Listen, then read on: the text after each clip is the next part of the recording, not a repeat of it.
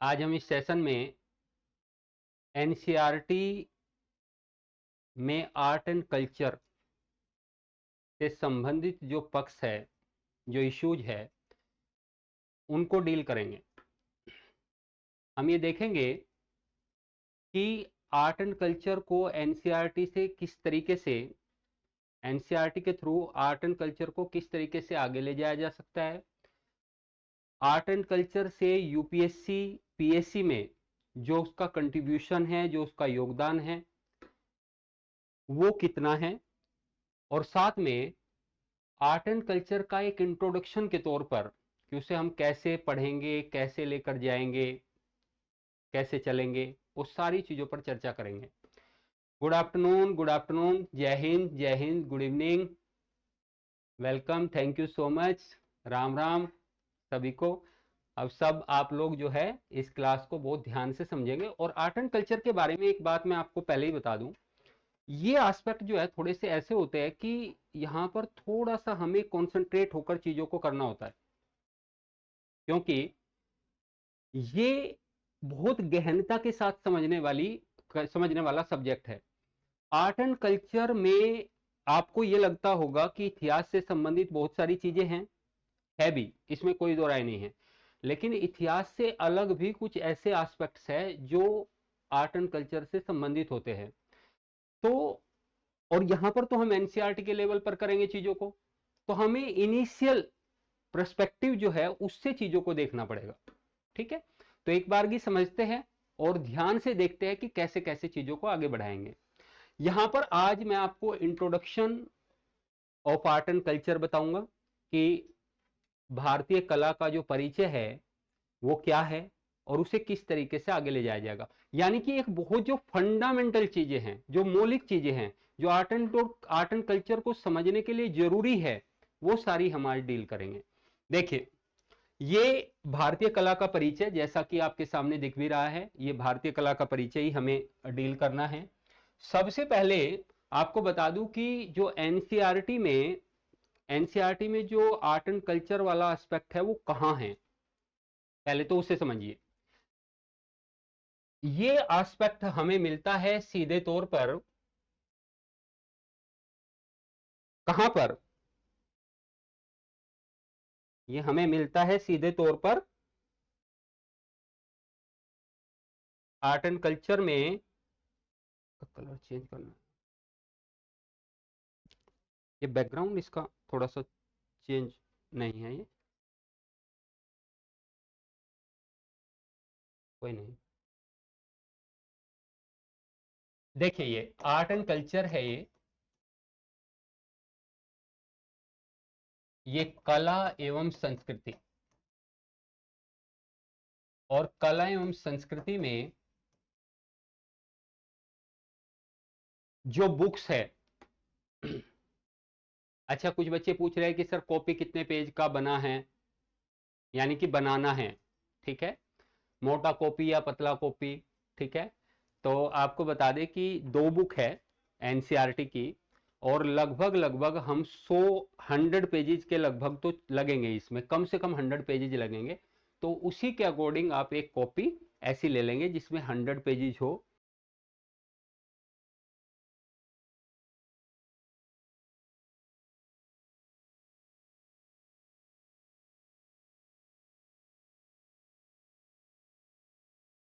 तो इसको देख लेंगे एक बार।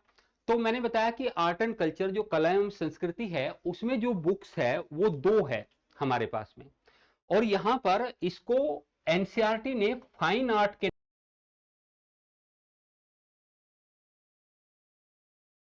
दो बुक्स है, पीडीएफ से भी क्लास लेंगे और रिटर्न फॉर्म में भी लेंगे आपके। ये हमें मिलता है सीधे तौर पर आर्ट एंड कल्चर में। कलर चेंज करना, ये बैकग्राउंड इसका थोड़ा सा चेंज नहीं है, ये कोई नहीं। देखिए, ये आर्ट एंड कल्चर है, ये कला एवं संस्कृति, और कला एवं संस्कृति में जो बुक्स है, अच्छा कुछ बच्चे पूछ रहे हैं कि सर कॉपी कितने पेज का बना है, यानी कि बनाना है, ठीक है, मोटा कॉपी या पतला कॉपी, ठीक है। तो आपको बता दें कि 2 बुक है एनसीईआरटी की, और लगभग लगभग हम 100 पेजेज के लगभग तो लगेंगे, इसमें कम से कम 100 पेजेज लगेंगे। तो उसी के अकॉर्डिंग आप एक कॉपी ऐसी ले लेंगे जिसमें 100 पेजेज हो, तो आपका ये पूरा मैटर उसमें आ जाएगा, कवर हो जाएगा, ठीक है। तो इसको देख लेंगे एक बार। तो मैंने बताया कि आर्ट एंड कल्चर जो कला एवं संस्कृति है उसमें जो बुक्स है वो 2 है हमारे पास में, और यहां पर इसको एनसीईआरटी ने फाइन आर्ट के नाम से, इस नाम से फाइन आर्ट के नाम से इंक्लूड किया है, इसमें फाइन आर्ट के नाम से इंक्लूड किया है। और ये जो फाइन आर्ट है, ये जो फाइन आर्ट है इसी के संबंध में 2 बुक्स है, 2 बुक्स है। पीडीएफ से भी क्लास लेंगे और रिटर्न फॉर्म में भी लेंगे, आपके सारे क्वेश्चंस का सॉल्यूशन आपको आज ही मिल जाएगा, आप चिंता ना करें। बस आप जो है आधा 1 घंटा ध्यान से मेरी बातें सुनते रहो, बहुत अच्छे तरीके से आपको सब पता चल जाएगा हम किस फॉर्मेट में पढ़ाने वाले हैं, किस तरीके से पढ़ाएंगे। एवरीथिंग विल बी सिस्टमेटिक, यानी कि सब कुछ एक बहुत व्यवस्थित होगा और बहुत अच्छे तरीके से हम लेते हुए चलेंगे। बहुत शानदार पीपीटी के फॉर्म में हम आपको स्ट्रक्चर बनाना सिखाएंगे, कैसे हम स्ट्रक्चर बनाएंगे, सारे चैप्टर्स के स्ट्रक्चर हम बनाना सिखा देंगे आपको, और बहुत शानदार तरीके से चीज़ों को समझाते हुए चलेंगे। तो इसलिए इसके बारे में तो कंफ्यूज मत हो, बहुत अच्छे तरीके से करेंगे, है ना। तो देखिए यहाँ पे फाइन आर्ट में अब समझो थोड़ी सी बातें। एनसीईआरटी कहाँ है आपके पास, एनसीईआरटी आर्ट एंड कल्चर की कहाँ है आपके पास। तो क्लास 2 क्लासेज है, क्लास 11 और 12th, 11th और 12th, इनकी 2 एनसीईआरटी है आपके पास में, और इसको फाइन आर्ट के नाम से इंक्लूड किया गया है सिलेबस में, इसको फाइन आर्ट का नाम दिया गया है। इसमें 2 बुक्स है, जैसे कि यहां पर वे बुक्स मैंने आपको दिखाई भी है कि यहां पर an introduction of Indian art के बारे में। तो ये पहली जो बुक्स है हमारे पास ये है, यहां ध्यान से देखिए, जो हमारे पास पहली बुक है वो है an introduction to Indian art part 1, और जो दूसरी बुक है वो है an introduction to Indian art part 2।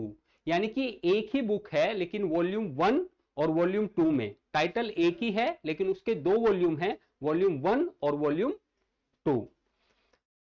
तो भारतीय कला का परिचय भाग 1, भारतीय कला का परिचय भाग 2, हमें यह समझना है। तो यहां सबसे पहले आर्ट एंड कल्चर की क्लास शुरू करने से पहले हमने आपको बताया कि हमने किस तरीके से कौन सी एनसीईआरटी पढ़नी है।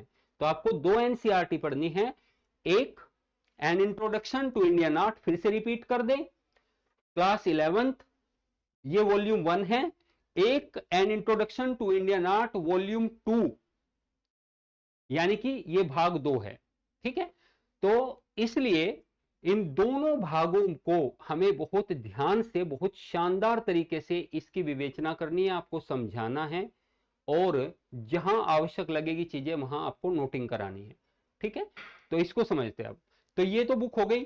अच्छा, अब इंडियन आर्ट एंड कल्चर की भी बुक कुछ बच्चे पूछ रहे हैं कि इंडियन आर्ट एंड कल्चर की बुक सर कौन सी ले ले, कुछ लोग नितिन सिंघानिया का नाम ले रहे हैं और दूसरे नाम ले रहे हैं।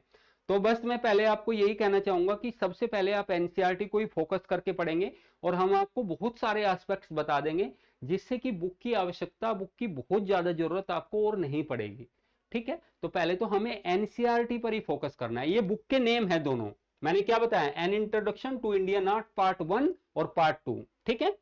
तो यहां पर सबसे पहले तो जो आपको ये समझाना था कि भाई बुक ही कौन सी पढ़े एनसीईआरटी में, क्योंकि एनसीईआरटी का बैच है, तो बुक कौन सी पढ़े, तो मैंने बुक बता दिया, ये 2 बुक आपको पढ़नी है। इसके अलावा अब हम थोड़ा सा ये देखेंगे कि इंट्रोडक्शन को हमें कैसे करना है। भारतीय कला का हम सबसे पहले आपको परिचय देंगे, ये न्यू है बेटा। बच्चे पूछ रहे हैं कि सर ओल्ड एनसीईआरटी है या न्यू एनसीईआरटी है, तो ये न्यू एनसीईआरटी है। मैंने बताया फाइन आर्ट के नाम से है ये, ठीक है। क्लास 11th और 12th में ही आर्ट एंड कल्चर के एस्पेक्ट्स जोड़े गए हैं और उसी के हिसाब से हमें इन्हें पढ़ना है, ठीक है। हाँ, ये बुक्स तो आप खरीद सकते हैं, मतलब मैं आज तो इंट्रोडक्शन क्लास है तो आपके सारे क्वेश्चंस के आंसर कर देना चाहता हूं, ठीक है, ताकि कोई क्वेश्चन मुझे रिलेवेंट लगे तो मैं सबके उत्तर दे रहा हूं। आप ये बुक खरीद लो, ठीक है। बाकी तो इनका निचोड़ नहीं भी खरीदोगे तो इनका जो निचोड़ है, यानी कि इनका जो पूरे तरीके से क्रक्स है, वो तो हम आपको दे ही देंगे, ठीक है। उसमें कोई, यदि बुक पढ़ोगे भी नहीं तो भी कोई प्रॉब्लम नहीं है, क्योंकि आपको हम बहुत डिटेल से समझाने वाले हैं, बहुत अच्छे तरीके से। पर खरीद लोगे तो कोई बुराई वाली बात भी नहीं है इसमें, क्योंकि आपके पास बुक रहेगी, आप एक बार देख सकते हो, पढ़ाने के बाद या पढ़ाने से पहले आप चैप्टर को पढ़ सकते हो एक बार की, तो ये कर सकते हैं आप, ठीक है। तो an introduction to Indian art, भारतीय कला का परिचय, आज की हमारी क्लास यही है और ये भाग 1। अब हम कौन सी बुक शुरू कर रहे हैं इसको भी समझ लो एक बार की, कि हम बुक शुरू करने जा रहे हैं वॉल्यूम 1, 11th क्लास की। 11th क्लास की जो बुक है वॉल्यूम 1, भारतीय कला का परिचय, an introduction to Indian art, वो हम शुरू कर रहे हैं, ठीक है। और ये चैप्टर्स है उसके जो हमें यहां पर डील करने हैं। तो देखो, बहुत सिस्टमेटिक वे में हम एक बार की आपको चैप्टर्स भी बता देते हैं कि हमें कौन कौन से चैप्टर इस एनसीईआरटी में पढ़ने हैं। तो पहला चैप्टर हमारे पास जैसे होगा प्री हिस्टोरिक रॉक पेंटिंग्स, प्रागैतिहासिक शैल चित्र इनका नाम है, यानी प्री हिस्टोरिक रॉक पेंटिंग्स इसमें बताई गई है। गुफाओं में जो चित्र है, पाषाण काल में जो चित्र बनाए गए गुफाओं में, जैसे भीमबेटका इत्यादि में, तो उससे संबंधित चर्चा इस चैप्टर में की जाएगी। प्री हिस्टोरिक रॉक पेंटिंग है, ये पाषाण काल के दौरान की बात है या स्टोन एज के काल की बात है ये। तो पहले चैप्टर को, जो पहली बुक है 11th वाली, उसका पहला चैप्टर ये रहेगा। दूसरा चैप्टर रहेगा अब इसमें जो दूसरा चैप्टर रहेगा आपका, वो आपका रहेगा कि वो दूसरा चैप्टर जो आपका रहेगा वो किस तरीके से रहेगा, अब उसको भी एक बार की समझ लेते हैं। देखिए, दूसरा चैप्टर होगा आपका आर्ट्स ऑफ इंडस वैली। आपने सुना होगा, पहले तो पाषाण काल पढ़ा जाता है। यदि हिस्ट्री को भी आप लोगों ने ध्यान से देखा होगा तो हिस्ट्री में भी पहले पाषाण काल के बारे में चर्चा की जाती है, उसके बाद इंडस वैली सिविलाइजेशन आती है, उसके बाद वैदिक सिविलाइजेशन आती है, उसके बाद मौर्यन पीरियड आता है, उसके बाद इस तरीके से करके मौर्यन पीरियड के पीरियड के बाद मौर्योत्तर काल, फिर गुप्त काल, इस तरीके की चीजें आती है। तो आर्ट एंड कल्चर की बुक में भी हमारे चैप्टर इसी को फोकस करके है सारे चैप्टर, ठीक है। अब देखिए इसमें कैसी बुक है, जैसे arts of Indian Indus valley, दूसरा जो हमारा चैप्टर रहेगा वो रहेगा आर्ट्स ऑफ इंडस वैली, यानी कि सिंधु घाटी की कलाएं, यानी सिंधु घाटी सभ्यता में जो आर्ट एंड कल्चर से संबंधित एस्पेक्ट है, उन सब के बारे में हम इस चैप्टर में डिस्कस करेंगे। तो पहले चैप्टर में हम पाषाण काल के बारे में और दूसरे चैप्टर में हम सिंधु घाटी सभ्यता के बारे में, ठीक है, सिंधु घाटी सभ्यता के बारे में आर्ट एंड कल्चर के विषय में हम करेंगे, ठीक है। तीसरा चैप्टर हमारा होगा arts of the Mauryan period. Arts of the Mauryan period भी देख लीजिए आप, arts of the Mauryan period यानी कि मौर्यकालीन कला।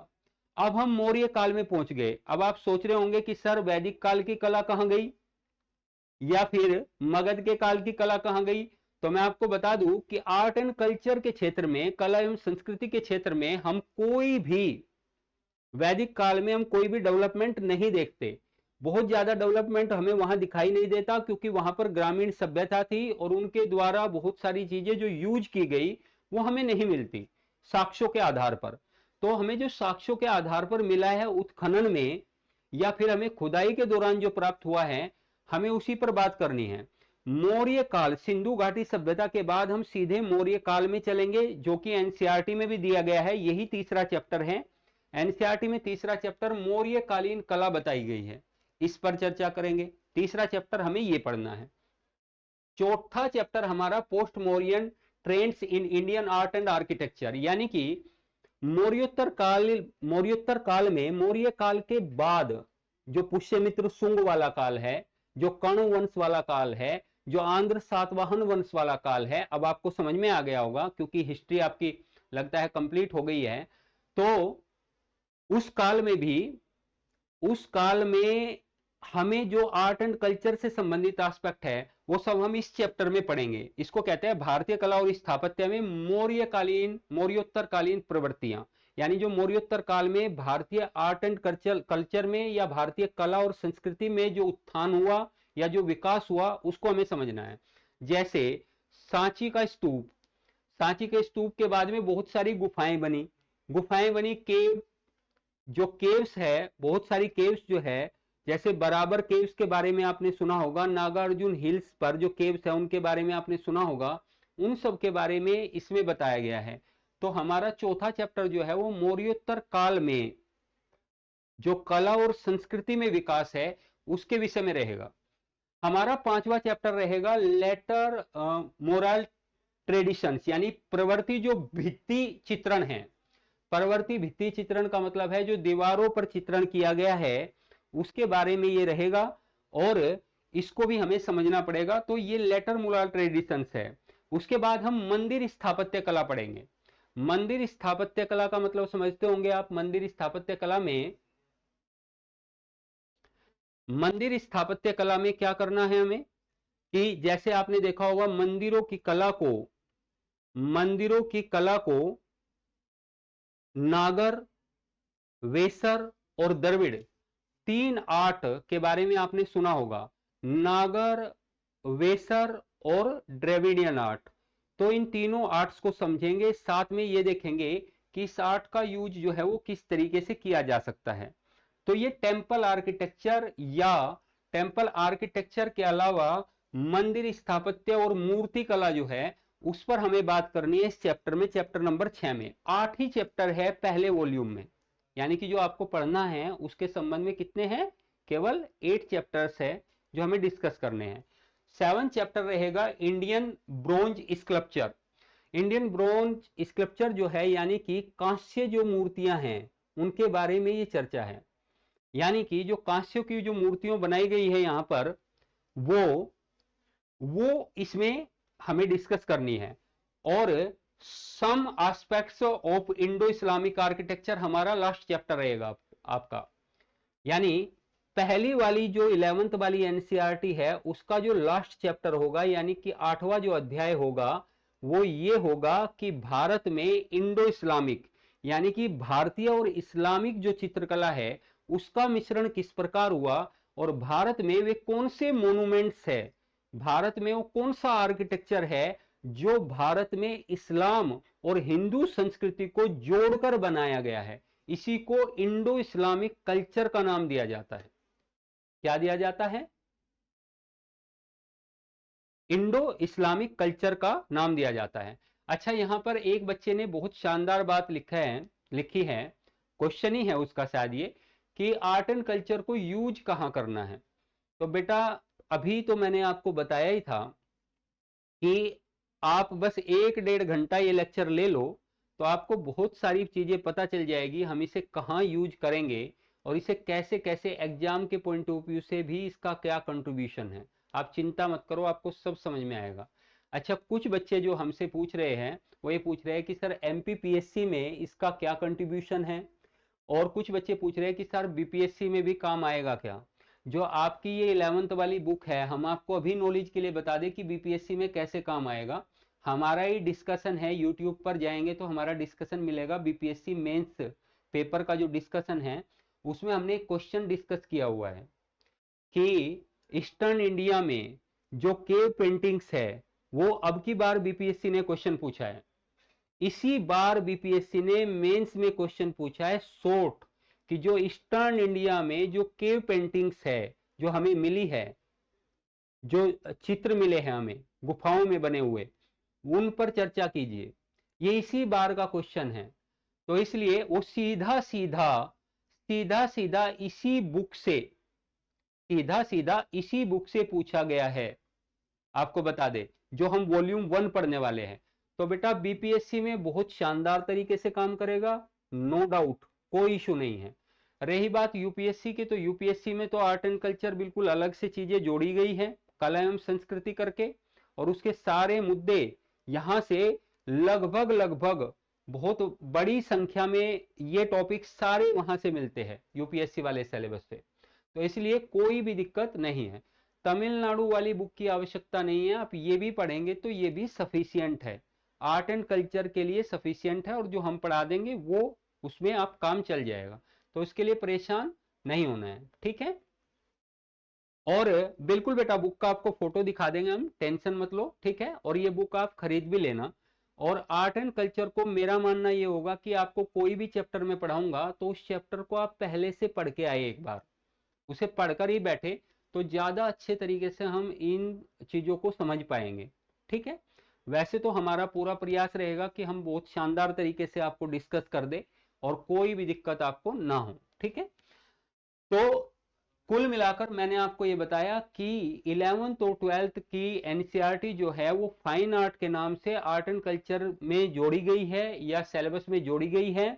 और आर्ट एंड कल्चर में जो दो किताबें जोड़ी गई है, एक 11th की है, एक 12th की है, और उनका नाम है an introduction to Indian art, भारतीय कला का परिचय, वॉल्यूम 1 वॉल्यूम 2, और भारतीय कला का परिचय वॉल्यूम 1 में इतने सारे चैप्टर हमारे सामने हैं और इन सभी चैप्टर को हमें डिस्कस करना है। अब तक हमने इस पर बात की, ठीक है। बिना बुक रीड किए भी पढ़ सकते हो बेटा, बिल्कुल पढ़ सकते हो, कोई इशू नहीं, पूरा एक्यूरेट बढ़िया से समझ में आ जाएगा, कोई दिक्कत नहीं है, ठीक है। लेकिन एक बार देख लोगे तो भी कोई दिक्कत नहीं है, ठीक है। तो आप देख सकते हो कैसे, समय कम है तो आप केवल इससे ही कर सकते हैं। अच्छा, यहां पर क्वेश्चन आपके मन में एक आ रहा होगा, बहुत बड़े पैमाने पर ये क्वेश्चन होगा आपके मन में, बहुत सारे बच्चों के मन में एक क्वेश्चन होगा कि सर आर्ट एंड कल्चर में हम किन टॉपिक्स पर चर्चा करते हैं सही मायने में कला एवं संस्कृति में, और कला एवं संस्कृति में हम क्या क्या पढ़े, क्या क्या पढ़े, ये एक क्वेश्चन बहुत लोगों के माइंड में होगा। तो मैं आपको बता दूं कि कला और संस्कृति में हमें देखो क्या क्या पढ़ना होता है। कला एवं संस्कृति में हमें, जैसे आपने सुना होगा वास्तुकला के बारे में, वास्तुकला तो आपने सुना ही होगा। वास्तुकला या स्थापत्य या आर्किटेक्चर बात एक ही है, वास्तुकला स्थापत्य या आर्किटेक्चर बात एक ही है, आपने इसके बारे में पढ़ा होगा, ठीक है। तो स्थापत्य जो है यानी आर्किटेक्चर जो है वो कला और संस्कृति का एक बहुत महत्वपूर्ण भाग है। अब स्थापत्य कैसे, तो स्थापत्य कई तरीके का है, जैसे गुफा स्थापत्य है, मंदिर स्थापत्य है, मोनूमेंट्स स्थापत्य है। जैसे लाल किला बना हुआ है, तो लाल किला क्या है, मान लो दिल्ली का लाल किला है, आगरा का ताजमहल है, या आगरा का भी एक लाल किला है, या फतेहपुर सीकरी की स्थापना है, या शेरशाह सूरी का मकबरा सासाराम बिहार में है। ये सब जो मोनूमेंट्स बने हुए हैं ये सब स्थापत्य के अंतर्गत आते हैं। यानी स्थापत्य का मतलब आर्किटेक्चर, और आर्किटेक्चर जो है वो मोनूमेंट्स का हो सकता है, केव्स का हो सकता है यानी गुफाओं का हो सकता है, स्मारकों का हो सकता है, ठीक है, या फिर मंदिरों का हो सकता है, स्तूपों का हो सकता है, सभी का हो सकता है। तो हम कला एवं संस्कृति के महत्वपूर्ण भाग के रूप में स्थापत्य को समझते हैं, वास्तुकला को समझते हैं, आर्किटेक्चर। तो एक तो कला एवं संस्कृति में आर्किटेक्चर का महत्वपूर्ण योगदान है। दूसरा, अच्छा यहां पर मैंने बता दिया कि स्थापत्य के कई सारे भाग हो सकते हैं, जैसे मंदिर स्थापत्य अभी अभी मैंने डिस्कस किया, जैसे गुफा स्थापत्य, जैसे स्तूप स्थापत्य, या फिर स्मारक स्थापत्य, है ना, बहुत सारे रूप हो सकते हैं, ठीक है। और वो समय समय पर बदलते भी गए, इस पर तो हम चर्चा करेंगे डिटेल से। बस मैं तो आपको सिर्फ ये बता रहा हूं कि आर्ट एंड कल्चर में या कला एवं संस्कृति में क्या क्या चीजें होती है, वास्तव में किन किन पक्षों पर हम चर्चा करते हैं, ये समझना जरूरी है। जैसे जैसे चित्रकला, चित्रकला पेंटिंग्स जो है, पेंटिंग्स का बड़ा, अब आप देखोगे कि हम जो ये दोनों एनसीईआरटी पढ़ेंगे उसमें पेंटिंग्स का बहुत बड़ा रोल है। पेंटिंग्स से रिलेटेड जो हम पहला ही चैप्टर पढ़ने जा रहे हैं, बिल्कुल जो हमारा पहला प्री हिस्टोरिकल जो मैंने बताया आपको पेंटिंग्स है, वो सीधा सीधा पेंटिंग से जुड़ा हुआ है। आदि मानव की पेंटिंग से, जिसको आप कहते हैं पुरा पाषाण काल की पेंटिंग से। तो चित्रकला, चित्रकला का विकास भी समय के साथ साथ होता रहा है। बल्कि चित्रकला के बारे में तो मैं आपको एक बात कह दूंगा कि मनुष्य ने इस दुनिया में आकर इस पृथ्वी पर जन्म लेने के बाद जो पहली कलात्मक एक्टिविटीज या कलात्मक क्रियाकलाप किया है वो चित्रकला है। पहली एक्टिविटी अपनी भावनाओं को एक्सप्रेस करने के लिए जो उसने पहला कार्य किया वो सिर्फ और सिर्फ चित्रकला बनाई उसने। यानी चित्रों के माध्यम से उसने बताया मैं ये सोचता हूं और मैं ये करता हूं। बिल्कुल अयोध्या का राम मंदिर, एक बच्चा बता रहा है कि ये भी स्थापत्य से जुड़ा हुआ है, तो बिल्कुल जुड़ा हुआ है। ठीक है, तो एक स्थापत्य आर्किटेक्चर, दूसरा चित्रकला इसमें हम पढ़ते हैं, तीसरा मूर्तिकला पढ़ते हैं। मूर्तिकला आपने ढेरों बुद्ध की प्रतिमाएं देखी होंगी, आपने बुद्ध की प्रतिमाएं देखा होगा आपने। बुद्ध की प्रतिमाएं कई तरीके से बनी हुई हैं, यानी गांधार आर्ट में बनी हुई हैं, मथुरा आर्ट में बनी हुई हैं और साथ में अमरावती आर्ट में बनी हुई हैं, कई तरीके के आर्ट में बनाई गई है। तो ये जो बुद्ध की मूर्तियां हैं ये मूर्तिकला बुद्ध की नहीं है, बहुत सारी मूर्तियां हैं, भगवान श्री कृष्ण की है, विष्णु की है, देवियों की है। तो ये सारी की सारी चीजें जो है तो ये मूर्तिकला में आता है। संगीत जो है, म्यूजिक, संगीत जो है वो म्यूजिक, म्यूजिक यानी कि हम किस तरह के राग होते हैं, जो गाने आप सुनते हो, आप बहुत सारे गाने सुनते हो, आप तो गाने सुन लेते हो, बेबी को बेस पसंद है, आपने सुन लिया और आपने गुनगुना भी लिया, गुनगुना लिया, तो आपको लेकिन ये ऐसा लगता नहीं होगा कि इसमें कौन सा राग यूज किया गया है। या आपने कोई गजल सुन ली, या आपने कोई गजल सुन ली, तो गजल सुनने के बाद भी आप क्या करते हैं, गजल सुनने के बाद आप ये नहीं समझ पाते हैं कि इसमें कौन से राग का प्रयोग किया गया है, कौन सा राग लाया गया है। तो म्यूजिक के माध्यम से आपको यह पता चलता है कौन सा राग है ना, ये श्रृंगार भाव से रिलेटेड है या ये वीर रस से रिलेटेड है। ये बहुत सारी चीजें जो है हम संगीत में समझते हैं। तो संगीत का भी कला एवं संस्कृति में अति महत्वपूर्ण योगदान है। बिल्कुल, फोक डांस भी है, फोक डांस जैसे लोक जो नृत्य होते हैं, बहुत सारे लोक नृत्य हैं। ठीक है, अपने अपनी जगह जगह पर आप जाओगे, राजस्थान के लोक नृत्य है, उत्तर प्रदेश के लोक नृत्य है, बिहार के लोक नृत्य है और नॉर्थ ईस्ट के लोक नृत्य हैं। सब जगह के अपने अपने लोक नृत्य हैं। आपने तो सुना ही होगा मोहिनीअट्टम, है ना, बहुत सारे कुचिपुड़ी, ये सब क्या है, नृत्य ही तो है। तो ये संगीत में ही आएंगे, यानी कि संगीत में दो चीजें आपको मिलेगी, एक तो डांस और एक म्यूजिक, दोनों चीजें आपको यहां पर मिलेंगी। ठीक है, तो ये हम पढ़ेंगे। साहित्य, लिटरेचर, लिटरेचर किसी भी सभ्यता का, किसी भी संस्कृति का दर्पण होता है। यदि आप किसी सभ्यता और संस्कृति को जानना चाहते हो तो उसका लिटरेचर पढ़ो, और लिटरेचर पढ़कर आपको समझ में आ जाएगा कि वास्तव में यह सभ्यता और संस्कृति कैसी रही होगी।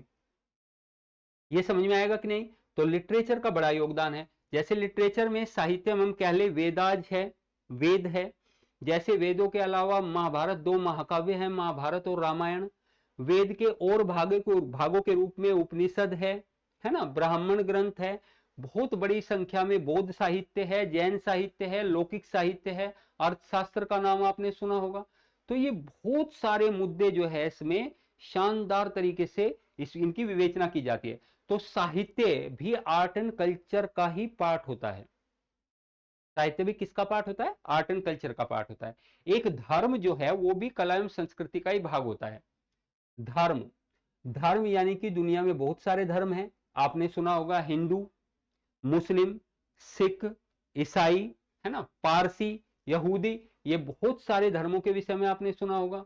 इन धर्मों की क्या क्या आइडियोलॉजीज है, यानी कि क्या क्या विचारधाराएं हैं, ये धर्म कैसे एक दूसरे से अलग होते हैं कुछ सिद्धांतों के आधार पर, और कैसे सब में एकत्व की भावना दिखाई देती है। कौन धर्म किस ईश्वर की स्तुति करता है, वह कितने रूप में ईश्वर को मानता है, कोई एकेश्वरवाद को मानता है या तो कोई बहुदेववाद को मानता है, है ना, एक ईश्वर को मानता है, कुछ बहुत सारे ईश्वर को मानते हैं। ये सारी की सारी चीजें, ये सारी की सारी चीजें जो है आर्ट एंड कल्चर से ही रिलेटेड है। तो धर्म के विषय में भी इसमें चर्चा होती है। आपके रिचुअल्स जो है, कर्मकांड जो है, विवाह के कितने प्रकार है, संस्कार कितने हैं होते हैं, 16 संस्कारों के बारे में आपने सुना होगा, है ना। आपने विवाह के 8 प्रकार के बारे में सुना होगा, विवाह के 8 प्रकार होते हैं। तो ये सारी विवेचना भी आर्ट एंड कल्चर के अंतर्गत ही की जाती है। तो फिर एक बारगी, कला और संस्कृति में किन तत्वों को मुख्य रूप से समाहित किया जाता है, किन तत्वों को मुख्य रूप से समाहित किया जाता है। तो पहला, स्थापत्य, चित्रकला, मूर्तिकला, संगीत, साहित्य, धर्म इत्यादि से संबंधित पक्षों पर चर्चा की जाती है। तो हम ये सारी चीजों पर एनसीईआरटी के अकॉर्डिंग चर्चा करते हुए चलेंगे। तो मैंने आपको ये तो एनसीईआरटी से अलग हटकर मैंने आपको कुछ बातें बताई कि कला एवं संस्कृति में क्या है, क्योंकि आपको बेस के रूप में और आपको लिंक करने के लिए बहुत सारी चीजें ऐसी भी बताते हुए चलेंगे जो जो आपको समझने में, एनसीईआरटी को समझने में बहुत सहायक सिद्ध होगी। ठीक है, तो उसके लिए कोई दिक्कत नहीं। आध्यात्म पूछ रहा है एक बच्चा, आध्यात्म को भी बहुत अच्छे तरीके से डिफाइन करके आपको बता देंगे कि आध्यात्म वास्तव में होता क्या है। ठीक है, आध्यात्म को बता देंगे, क्योंकि आध्यात्म को बहुत सारे लोग धर्म मान लेते हैं कि धर्म ही आध्यात्म है, लेकिन धर्म आध्यात्म नहीं होता। आध्यात्म का कॉन्सेप्ट थोड़ा सा अलग होता है, लेकिन हम समझाएंगे। थोड़ा सा एक बार की क्लास पर ध्यान दो, आप आज ही समझा देंगे आपको धर्म क्या होता है, उसमें कोई दिक्कत नहीं है। ठीक है, बिल्कुल इसे पढ़ने में बहुत मजा आएगा, और बस इसमें सीखने का आपको बहुत कुछ रहेगा। और एक बच्चा पूछ रहा था कि सर ये काफी वाइड है, तो बता दे कि हाँ वाइड तो है, इसका एरिया काफी वाइड होता है। ठीक है, लेकिन हम एक निश्चित समय सीमा के अंतर्गत, एक निश्चित समय सीमा के अंतर्गत इसे पूरा करेंगे बहुत शानदार तरीके से। ठीक है, कोई दिक्कत नहीं है। तो ये हम चीजें थोड़ी सी देख लेंगे। तो अब यहां पर हम सबसे पहले एक क्वेश्चन बच्चों के मन में और आता होगा कि सर सभ्यता और संस्कृति में क्या अंतर होता है। एक क्वेश्चन ये भी आता है दिमाग में स्टूडेंट्स के, सर सभ्यता क्या है और संस्कृति क्या है। ठीक है, तो आज हम आपको ये भी समझा देते हैं कि सभ्यता और संस्कृति में मेन डिफरेंस क्या है। मेन डिफरेंस समझा देते हैं हम आपको कि क्या है। संस्कृति हम किसे कहते हैं और सभ्यता हम किसे कहते हैं। ठीक है, ये हम आपको एक बार समझा देते हैं। इसमें एक डायग्राम भी, एक बहुत शानदार सा डायग्राम देखिए, आपके सामने भी होगा। Difference between civilisation and culture, सभ्यता एवं संस्कृति के बीच में अंतर जो है वो, तो एक तरफ यहाँ पर सिविलाइजेशन बताई गई है, यानी कि सभ्यता बताई गई है, ये सभ्यता है। और एक तरफ बताई गई है संस्कृति, यानी कि आर्ट ऑफ लाइफ जो है, यानी कि संस्कृति वो किस तरीके की है। तो सभ्यता और संस्कृति में एक अंतर को बताया गया है। देखिए, हाँ बिल्कुल लिख सकते हैं आप लोग लिख क्यों नहीं रहे हो। अभी तक तो आपको जो सामने है उसको, जैसे स्ट्रक्चर सामने आता है तो थोड़ा थोड़ा सा वो स्ट्रक्चर जो है आप लिखते हुए भी जाएंगे, तो आपके लिए थोड़ा सा बेनिफिशियल भी रहेगा कि हाँ आप चीज़ों को, क्योंकि यदि मान लीजिए पूरे तरीके से आप ये सोचेंगे कि पूरे तरीके से नोट डाउन हो जाए, ठीक है, तो पूरे तरीके से नोट डाउन नहीं हो पाएगा। लेकिन हाँ, जहाँ जहाँ हमें नीड लगे कि तुम लोगों को नोट डाउन कराते हुए जाए, वहाँ हम अच्छे तरीके से नोट डाउन कराते हुए जाएंगे। ठीक है, बट आप ये स्ट्रक्चर भी बनाते हुए जाएंगे तो बहुत अच्छा रहेगा आप लोगों के लिए, ये आपके बहुत काम आएंगे। ठीक है, बहुत कम शब्दों में बहुत ज्यादा बातें स्ट्रक्चर पर लिखी होती है। ठीक है, ये हम आपको बनाने भी सिखा देंगे, आप किस तरीके से बनाएंगे। ठीक है, तो देख ले, ये एनसीईआरटी यूपीपीएससी के लिए सफिशियंट रहेगा क्या। तो बेटा यूपीपीएससी के लिए सफिशियंट रहेगा, काफी विवेचना इसमें हो जाएगी, लेकिन यूपीपीसीएस का सिलेबस थोड़ा सा अलग होता है। ये चूंकि एनसीईआरटी का बैच है, जहां तक मुझे जानकारी है ये एनसीईआरटी का बैच है, तो इसमें हम एनसीईआरटी के ही थ्रू जाएंगे। मतलब हाँ, एनसीईआरटी को समझने में जिन पक्षों की जरूरत होगी हम उन पक्षों को भी बहुत शानदार तरीके से डील करते हुए जाएंगे। ठीक है, और हम आपको बिल्कुल बेटा, हम आपको बताते जाएंगे कि कहां पर आपको कहाँ कहाँ आपको नोट करना है वहां हम नोट करते हुए जाएंगे। ठीक है, बाकी आप नोट तो करते रहे, ये जो हम स्ट्रक्चर आपको दिखा रहे हैं इनको आप नोट करते रहेंगे तो अच्छे तरीके से आपको समझ में आ जाएगा। ठीक है, देखिए यहाँ पर जैसे सभ्यता क्या है, तो सभ्यता बहुत कम शब्दों में यदि मैं एक बात कहूँ आपको, बहुत सिंपल शब्दों में, बहुत आसान शब्दों में बात कहूँ तो सभ्यता लोगों का समूह है। सभ्यता लोगों का समूह है जो जो एक ही काल में रहते हैं। ध्यान से सुने, जो एक ही काल में रहते हैं उन लोगों का समूह है। जैसे मान लीजिए हमने सिंधु घाटी सभ्यता कहा, तो 2500 बीसी में जो लोग एक साथ रहते थे अपनी एक जैसे रीति रिवाजों के साथ, एक जैसे समाज के साथ, एक जैसी राजनीति के साथ, तो उसको हमने सभ्यता कहा। सभ्यता जैसे आज हम रहते हैं, ये आज हमारी भारत में यदि हम देखें, भारत में क्या है, ये एक सभ्यता ही तो है। ये क्या है, ये एक सभ्यता है जिसमें हम और आप रह रहे हैं। तो सभ्यता क्या है, सभ्यता सही मायने में लोगों का एक समूह है। यदि आसान शब्दों में इसे डिफाइन करना हो तो सभ्यता क्या है, लोगों का समूह। तो group of people is called civilisation, यानी कि लोगों का समूह ही सभ्यता कहलाता है। तो आप इसको ये कह सकते हैं। अब इसको थोड़ा सा यदि और डिफाइन करें हम, तो मनुष्य इस सभ्यता में क्या करता है, अपनी आवश्यकता पूर्ति करने के लिए, अपनी आवश्यकता पूर्ति करने के लिए मनुष्य प्रकृति का दोहन करता है। किसका दोहन करता है, प्रकृति का दोहन करता है। जब उसे अपनी आवश्यकता पूरी करनी होती है वो तो प्रकृति का दोहन करता है, और प्रकृति का दोहन करके वह कुछ चीजों का निर्माण करता है जीवन जीने के लिए, जीवन को सुगम बनाने के लिए। जैसे आपने बहुत सारे आविष्कार किए हैं, और इन आविष्कारों में वह कुछ चीजें मूलभूत आवश्यकता की भी बनाता है, जैसे घर बनाता है वह। ठीक है, जैसे अपने लिए घर बना लिया उसने, या अपने लिए किसी और चीज का आविष्कार उसने किया मूलभूत आवश्यकताओं का, है ना। 3 मूलभूत आवश्यकताएं होती है, आप तो सुनते हैं, खाना आपके पास होना चाहिए, रोटी कपड़ा मकान आपने सुना ही होगा, पहनने के लिए वस्त्र आपके होने चाहिए, और मकान रहने के लिए, सर ढकने के लिए आपके पास मकान होना चाहिए। ये मूलभूत आवश्यकताएं हैं। तो प्रकृति का, सभ्यता का प्रत्येक निवासी या सभ्यता प्रकृति का दोहन इसलिए करती है क्या, क्योंकि वह अपने जीवन को आसान बना सके। तो ये सभ्यता की एक्टिविटी है, और इस आसान बनाने में ही जो सारी एक्टिविटीज होती है वो सब संस्कृति के पार्ट होते हैं। इस लाइफ को आसान बनाने में प्लस अपनी परंपरा को आगे बढ़ाने में, तो जिन चीजों को हम यूज करते हैं वो कल्चर से संबंधित है। जैसे लोगों द्वारा अपनाए गए रीति रिवाज, लोगों द्वारा अपनाए गए रीति रिवाज, social religious activities for human beings. आप, मनुष्य मंदिर बनाता है, मनुष्य मस्जिद बनाता है, ये क्या है, ये रिलीजियस एक्टिविटीज के लिए है, यानी कि ये धार्मिक क्रियाकलापों के लिए है। मनुष्य ने मंदिर बनाया तो धार्मिक क्रियाकलाप है। अर्थात म्यूजिक, चित्रकला, यानी संगीत, चित्रकला, स्थापत्य, ये सारी चीजें मनुष्य क्या करता है, अपनी लाइफ को सुगम बनाने के लिए और ट्रेडिशन को आगे बढ़ाने के लिए इसे करता है। तो इसलिए इसको हम कल्चर कहेंगे। तो सभ्यता लोगों का समूह है, और संस्कृति का मतलब है लोगों द्वारा अपनाए गए रीति रिवाज। सभ्यता एक ब्रॉड शब्द है।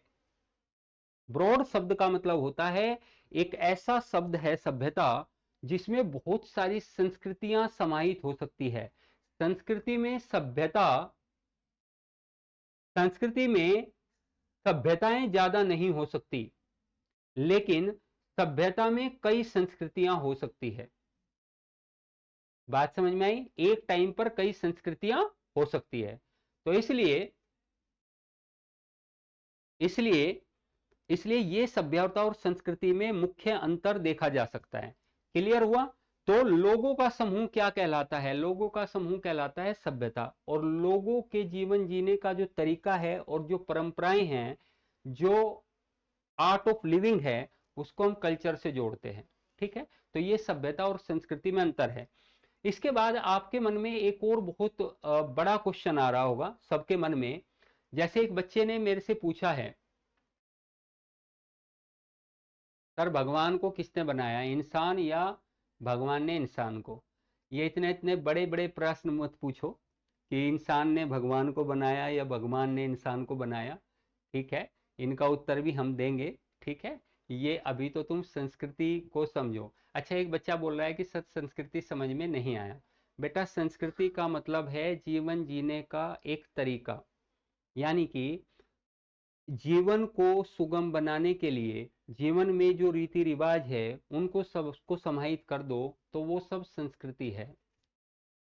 ठीक है, तो इसलिए संस्कृति में जैसे स्थापत्य से जुड़ी हुई चीजें भी आ गई, कला से जुड़ी हुई चीजें आ गई, चित्रकला से जुड़ी हुई चीजें, मूर्ति कला से जुड़ी हुई चीजें, इन सब चीजें, रीति रिवाज, आपका धर्म आ गया, विवाह संस्कार आ गया। आपको ये क्या है, आपके रीति रिवाज तो है बच्चों। तो इसलिए ये सारे रीति रिवाज है। अच्छा, एक बच्चा बहुत परेशान हो रहा है और वो बार बार यही पूछ रहा है कि सर कितनी क्लास लगेगी। बेटा एक बात बताओ मुझे, अभी तो हमने लिखवाना शुरू, मतलब अभी तो पढ़ाना शुरू ही किया है। आज तो हम इंट्रोडक्शन की क्लास पर है। तो ऐसे ऐसे आप जो है अभी से ये मत सोचो कि कितनी जल्दी चीज़ें खत्म हो जाए। जितना भी समय लगेगा वो उपयुक्त ही होगा और कोशिश करेंगे कम समय में ज़्यादा से ज़्यादा चीज़ें आपको डिलीवर करें और बहुत शानदार। लेकिन हाँ, कुछ छूटे ना, ताकि आप एनसीईआरटी पढ़ो और एनसीईआरटी को पढ़ के, यानी कि यहाँ क्लासेज पढ़कर आप ये दिमाग में ये बात बैठा लो कॉन्फिडेंस के साथ कि अब एनसीईआरटी में ऐसा कुछ भी नहीं है जो मुझे नहीं आता। बात समझ में आ रहे हैं? तो इस तरीके से हमें पढ़ना होगा। ठीक है, तो आप जो है बहुत फालतू क्वेश्चन भी ना पूछे, बहुत रिलेवेंट क्वेश्चन पूछे जो हमारे सब्जेक्ट से रिलेटेड है बच्चों। ठीक है, इसको ध्यान रखेंगे। ठीक है, अब देखो यहाँ पर एक आपके मन में, एक बच्चे ने मेरे से आज क्वेश्चन पूछा था कि सर आर्ट एंड कल्चर का यूज कहाँ करें हम। आज हम अब इसी बात पर आ रहे हैं, इसी टॉपिक पर आ रहे हैं कि हम आर्ट एंड कल्चर का यूज कहाँ करेंगे, सही मायने में इसका प्रयोग कहाँ करेंगे। ठीक है, तो आपने एक शब्द सुना होगा हेरिटेज। आपने एक शब्द सुना होगा हेरिटेज। हेरिटेज का मतलब यहां पर है विरासत। आपने एक शब्द सुना होगा विरासत।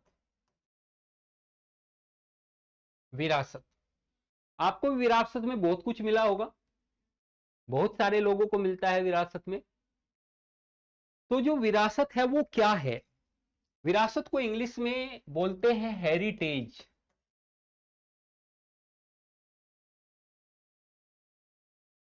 हम आपके क्वेश्चन पर ही आ रहे हैं, कला और संस्कृति को कहां यूज करें। ठीक है, तो अब इसको समझिए। एक शब्द मैंने आपको डिस्कस किया अभी, विरासत। विरासत क्या है? विरासत का मतलब होता है जो हमें अपने पूर्वजों से प्राप्त हो जाए। What we get from our ancestors, जो हमें अपने पूर्वजों से प्राप्त हो जाए उसको हम क्या कहते हैं? उसको हम हेरिटेज या विरासत कहते हैं। जो भी हमें पूर्वजों से प्राप्त हुआ है वो सब, जैसे आपको पूर्वजों से बहुत कुछ प्राप्त हुआ होगा, कोई पुश्तैनी घर होगा किसी के पास, पुश्तैनी जमीन होगी, तो आपके लिए वही विरासत है ना। परंतु यदि से ब्रॉड एस्पेक्ट में समझे, एक सब्जेक्ट के आर्ट एंड कल्चर के पॉइंट ऑफ व्यू से समझे कि जो हमारे लिए हमारे पूर्वज छोड़कर गए हैं वो सब विरासत है, सब हेरिटेज है। तो मैं आपसे बस सिर्फ ये पूछना चाहता हूं, क्या हमारे पास ये उत्तरदायित्व तो नहीं है कि हम इस हेरिटेज को, इसका कंजर्वेशन करें, इसका संरक्षण करें? ये हमारा कर्तव्य बनता है। तो आर्ट एंड कल्चर का यूज सबसे ज्यादा तो यही इसी में है कि हम हेरिटेज का कंजर्वेशन कैसे करें, उसे कैसे बचा कर रखें, जो हमें सौंपी गई है और हम अगली पीढ़ियों को सौंपे। अब आप कहोगे कि क्यों सौंपे सर, क्या जरूरत है? जरूरत है आर्ट एंड कल्चर का या हेरिटेज का भी बहुत बड़ा महत्व है आपके जीवन में। आपको पता है वर्ल्ड में आपकी हेरिटेज ही आपके लिए पहचान का काम करती है। इससे मानोगे, दुनिया भर के लोग भारत के टूरिज्म के लिए भारत आते हैं, पर्यटक के तौर पर, टूरिस्ट के तौर पर भारत आते हैं। और यहां पर आपकी कल्चर ही दर्पण का काम करती है, आपका दर्पण बनती है, आपका मिरर है वो। यानी कि आपकी कल्चर ही आपके इतिहास के बारे में बताती है, ताकि जब लोग समझते हैं कि वास्तव में भारत कितना रिच रहा है, इतिहास के मामले में भारत का इतिहास कितना रिच रहा है, भारत की संस्कृति कितनी रिच रही है। तो बताइए, हेरिटेज लोगों को भारत के विषय में समझाने के लिए एक दर्पण का काम करता है, दिखाता है आईने में कि हमारे पूर्वज इस तरीके के रहे हैं, हमारे पास ऐसी कल्चर, ऐसा स्थापत्य, ऐसी पेंटिंग्स रही है, हमारे पास ऐसा म्यूजिक, हमारे पास ऐसा स्कल्पचर रहा है। ये दर्पण का काम करता है। तो हेरिटेज को या आर्ट एंड कल्चर को, हेरिटेज को, विरासत को यदि हम कहें तो हम क्यों संरक्षित करें? ये हमारी पहचान है, हम इसे इसलिए संरक्षित करें। ठीक है, खैर इस पर तो हम चर्चा करेंगे।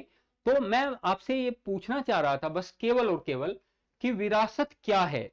तो विरासत को हम बहुत एक लाइन में यदि हम समझे, बस सिर्फ एक लाइन में, जो हमें पूर्वजों से प्राप्त हुआ है, जो हमें पूर्वजों से प्राप्त हुआ है, उसे विरासत कहते हैं। What we get from our ancestors, what we get from our ancestors, यानी जो हमें अपने पूर्वजों से मिला है वही क्या है? हेरिटेज है।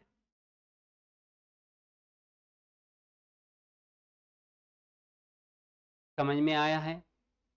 तो बताओ यस कि हेरिटेज वास्तव में क्या है। ठीक है, अब यहां पर देखो, ये थोड़ा सा इसको समझाया भी है।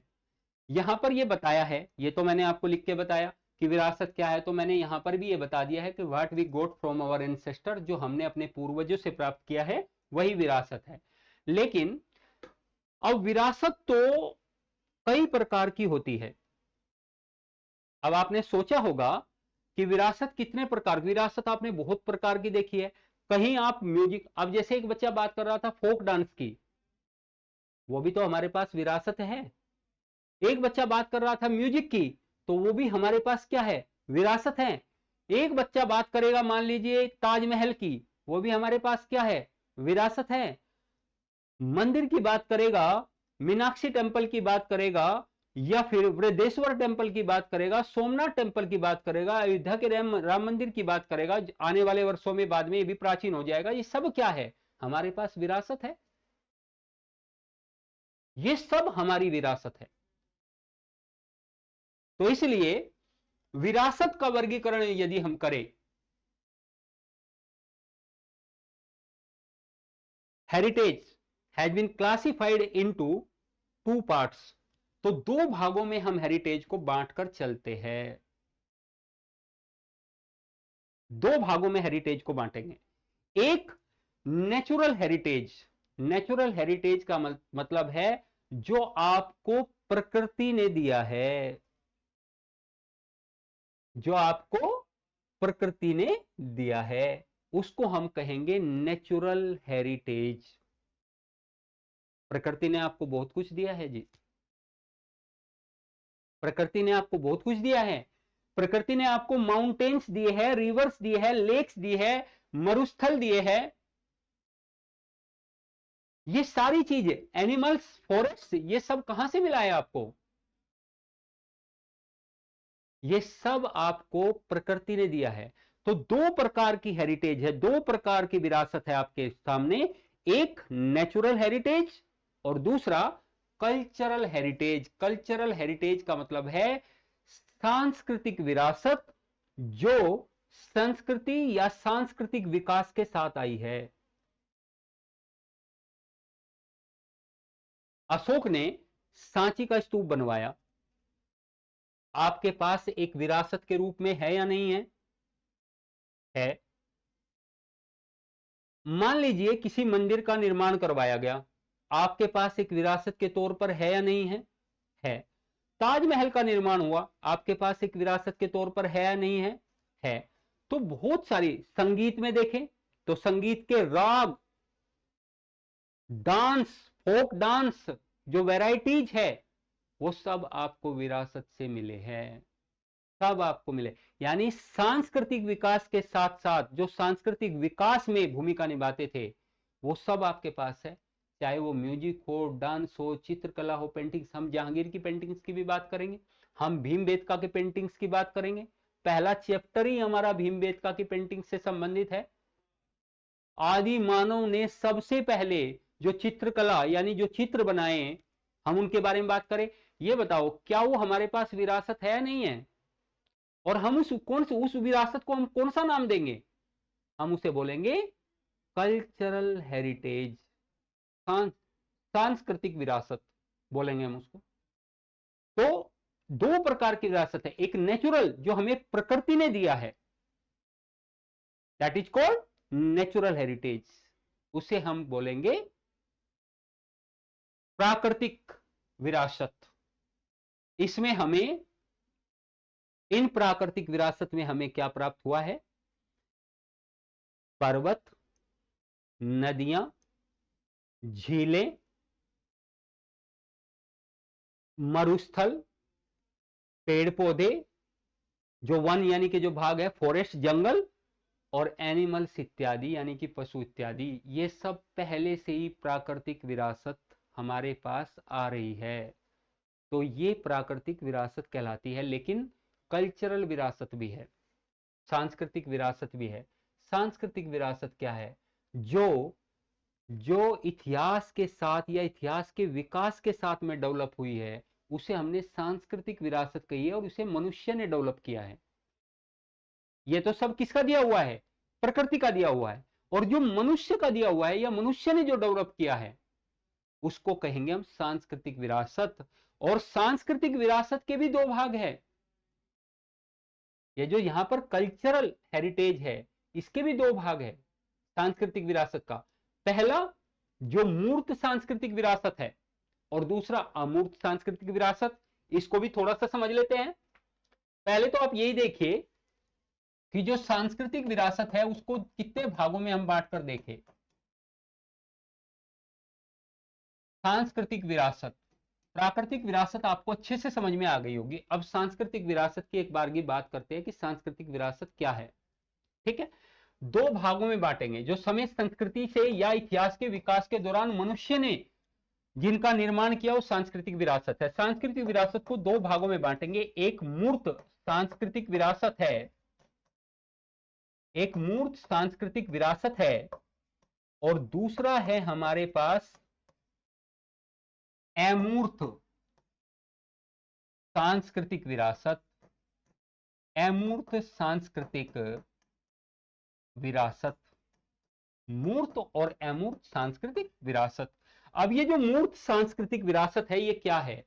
अब आप इस मूर्त में, मूर्त की इंग्लिश यहां पर यदि हम कहें तो हम कहेंगे टेंजिबल, टेंजिबल कल्चरल हेरिटेज बोलेंगे इसको। क्या बोलेंगे? क्या बोलेंगे इसे? Tangible cultural heritage. ये क्या है? जो आपको आंखों से दिखाई देता है और जिसका निर्माण किया जाता है वो सब टेंजिबल कल्चरल हेरिटेज है।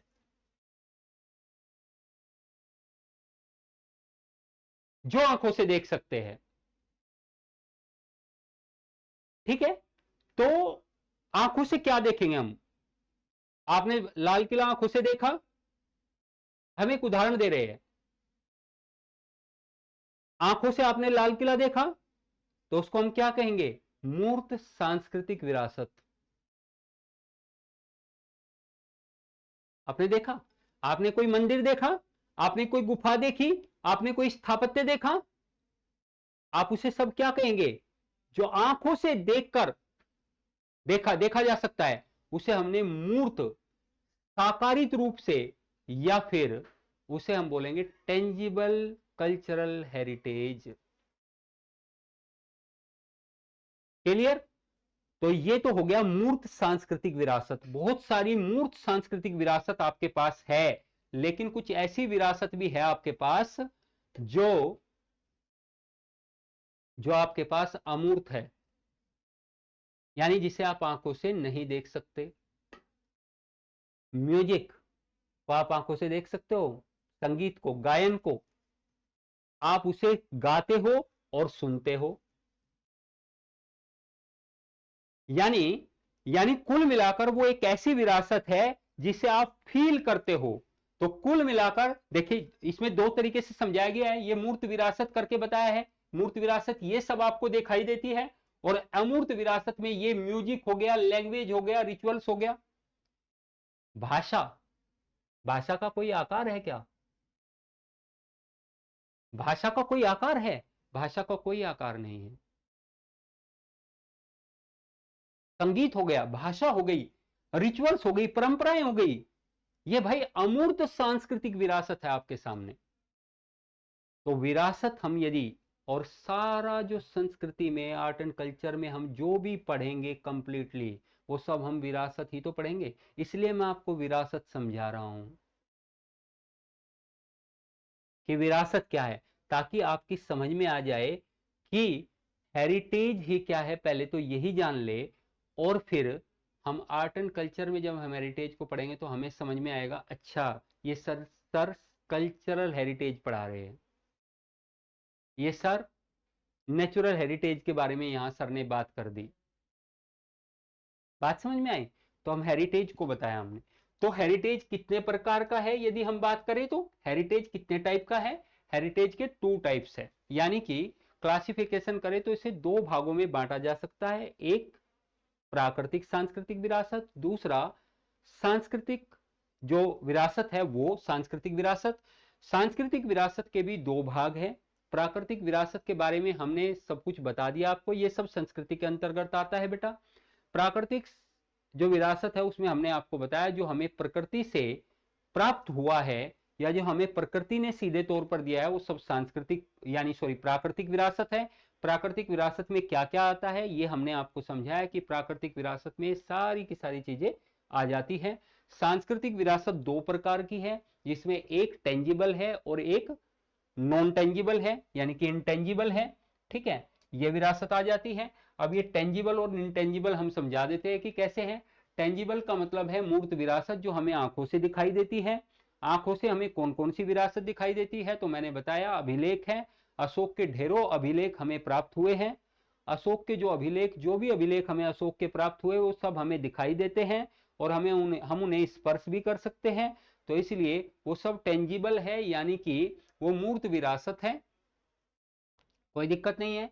मोनूमेंट्स है, स्मारक है, बहुत बड़ी संख्या में भारत से स्मारक मिले हैं। ठीक है, भवन मिले हैं, भवनों के निर्माण को, मंदिर मिले, दुनिया भर के स्मारक भारत से हमें प्राप्त हुए हैं, खनन में, उत्खनन में, या कुछ फिर ऐसे भी हमें प्राप्त हुए हैं। तो ये सारे के सारे स्मारक जो है, ये भी क्या है, मूर्त सांस्कृतिक विरासत है। टेम्पल्स है, जैसे मंदिरों का निर्माण है, मंदिरों का निर्माण भी मूर्त सांस्कृतिक विरासत का ही भाग है। पेंटिंग्स है, चित्रकला को हम देख सकते हैं, छू सकते हैं, मूर्तिकला को हम देख सकते हैं, छू सकते हैं, वो भी मूर्त सांस्कृतिक विरासत है। ये सब सांस्कृतिक विरासत है। क्लियर हुआ? सांस्कृतिक विरासत क्लियर हुआ क्या है? सांस्कृतिक विरासत के कितने भाग है? 2 भाग हैं, एक मूर्त और एक अमूर्त। जो आंखों से दिखाई नहीं, मूर्त जो आंखों से दिखाई नहीं देता उसको अमूर्त कहेंगे हम। जैसे अब इसमें अमूर्त सांस्कृतिक विरासत में क्या है? म्यूजिक है, लैंग्वेज है, रिचुअल्स है, हमारी परंपराएं हैं। कोई दिक्कत तो नहीं है? तो देखो हमने क्या समझाया। अच्छा, अब सवाल ये उठता है कि इस विरासत का संरक्षण क्या जरूरी है? तभी तो आर्ट एंड कल्चर क्लियर होगा ना आपके शब्दों में कि आर्ट एंड कल्चर क्या है, हम आर्ट एंड कल्चर क्यों पढ़े। एक बच्चे का क्वेश्चन है, हम क्यों पढ़े सर, है ना, और इसका कहां यूज करेंगे हम। तो बेटा एग्जाम में तो आप इसका जमकर यूज करोगे ही, और वहां मार्क्स के लिए चीजें करोगे आप, यानी आपको अच्छे अंक चाहिए तो आप आर्ट एंड कल्चर को पढ़ोगे, ठीक है, सांस्कृतिक विरासत को पढ़ोगे आप, लेकिन उसके अलावा भी इसका यूज है, जीवन में भी इसका यूज है। तो अगली वाली बात जो मैं आपको बता रहा हूं, मैं वो ये बताता हूं कि अब इसका हम संरक्षण यानी कि इसका कंजर्वेशन कैसे करें, इसका संरक्षण कैसे करें। अब जैसे इसका संरक्षण करना है मान लीजिए, तो इसके संरक्षण में ढेरों चुनौतियां हैं। आपने देखा है बहुत बड़े पैमाने पर आज भारत का हेरिटेज बहुत बुरी दशा में है।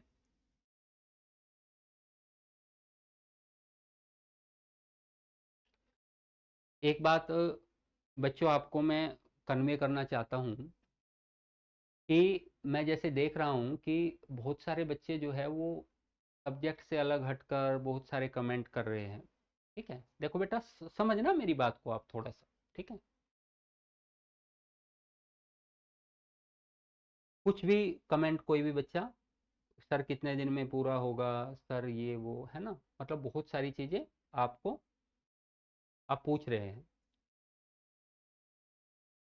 बेटा किसी भी बुक में ध्यान से सुन लो, जिस चीजों को मैं डिस्कस कर रहा हूं ना, किसी भी बुक में आपको इस तरीके से चीजें डिस्कशन के साथ नहीं मिलेगी।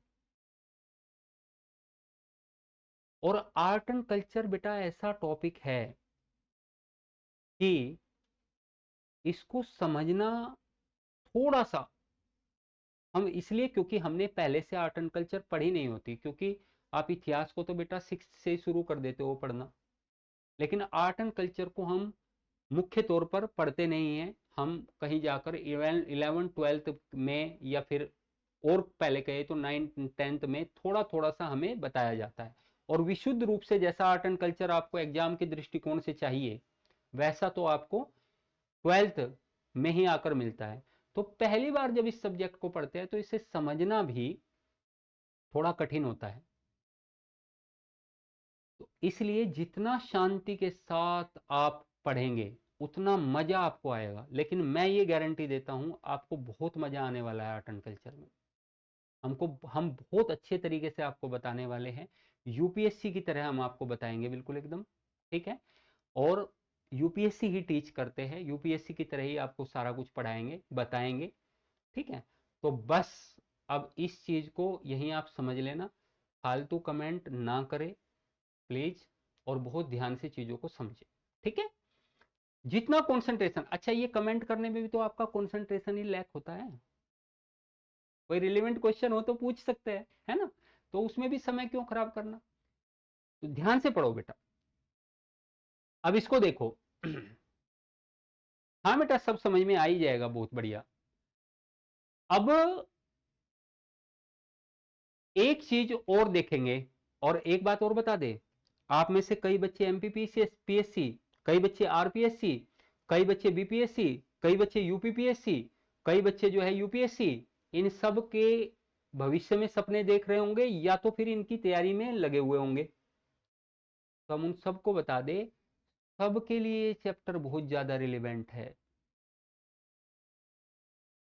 सबके लिए ये चैप्टर्स और ये टॉपिक बहुत रिलेवेंट है।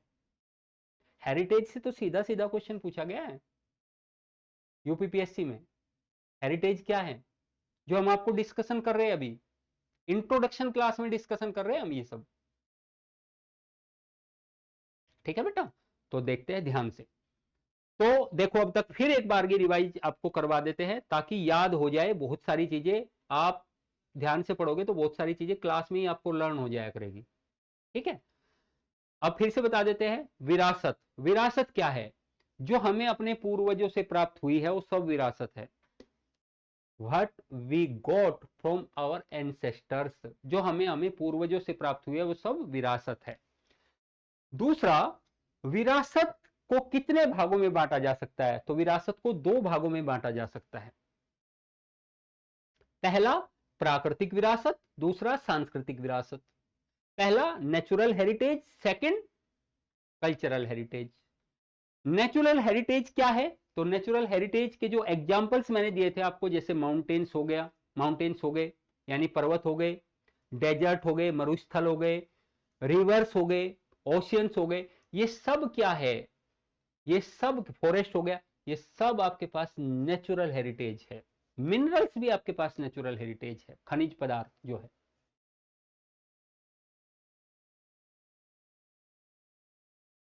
क्लियर? नोट्स बेटा हम ये आपको समझा दें एक बार, फिर आपको नोटिंग भी करवा देंगे, ठीक है, कोई दिक्कत नहीं है। तो कल्चरल हेरिटेज में, सांस्कृतिक विरासत में क्या है? तो दो प्रकार है, एक मूर्त जो हमें दिखाई देते हैं और एक अमूर्त जो हमें दिखाई नहीं देते लेकिन फिर भी वो है। जैसे हमारी परंपराएं, भाषा मैं बोल रहा हूं, ये आपको दिखाई दे रही है। ये बात अलग है, हमें पीछे ये हिंदी भाषा आप समझ रहे हो और इसे लिख सकते हैं हम, ये बात अलग है, बट ये आपको दिखाई तो नहीं देती। तो इसलिए दो प्रकार की सांस्कृतिक विरासत है, एक मूर्त और एक दूसरी अमूर्त। अब यहां पर देखो हमारे सामने, लेकिन इस विरासत के कंजर्वेशन में, इस विरासत के संरक्षण में हमारे पास बहुत समस्याएं हैं। इसके संरक्षण में हमारे पास पहली समस्या यह है इसके संरक्षण में कि हम इसका संरक्षण या कंजर्वेशन कैसे करें। इसमें बहुत चुनौतियां हैं। इसकी चुनौतियों वाले तो आपके आसपास भी रहते होंगे। आपने बहुत सारे लोग देखे होंगे चिप्स खाया फाड़ के और पैकेट को कहीं पर भी डंप कर दिया। तो आप समझ लो ये आपकी विरासत को हानि पहुंचाने का काम किया जा रहा है। बहुत सारे लोग घूमने जाते हैं, हम बड़ी संख्या में आपको दिखाएंगे, बड़ी संख्या में हम आपको बताएंगे कि आजकल भारत में टूरिज्म तो बहुत ज्यादा बढ़ रहा है, और टूरिज्म के साथ मान लीजिए कोई ताजमहल गया देखने, या फिर पहाड़ी क्षेत्रों में गया, ताजमहल देखने गया, लाल किला देखने गया, और लाल किले में यदि कोई निगरानी नहीं है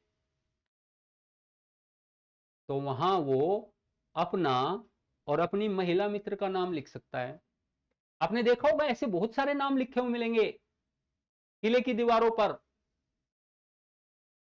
I love you Babu, I love you सोना, ये सब मतलब पूरे तरीके से मिलेगा आपको देखते हुए।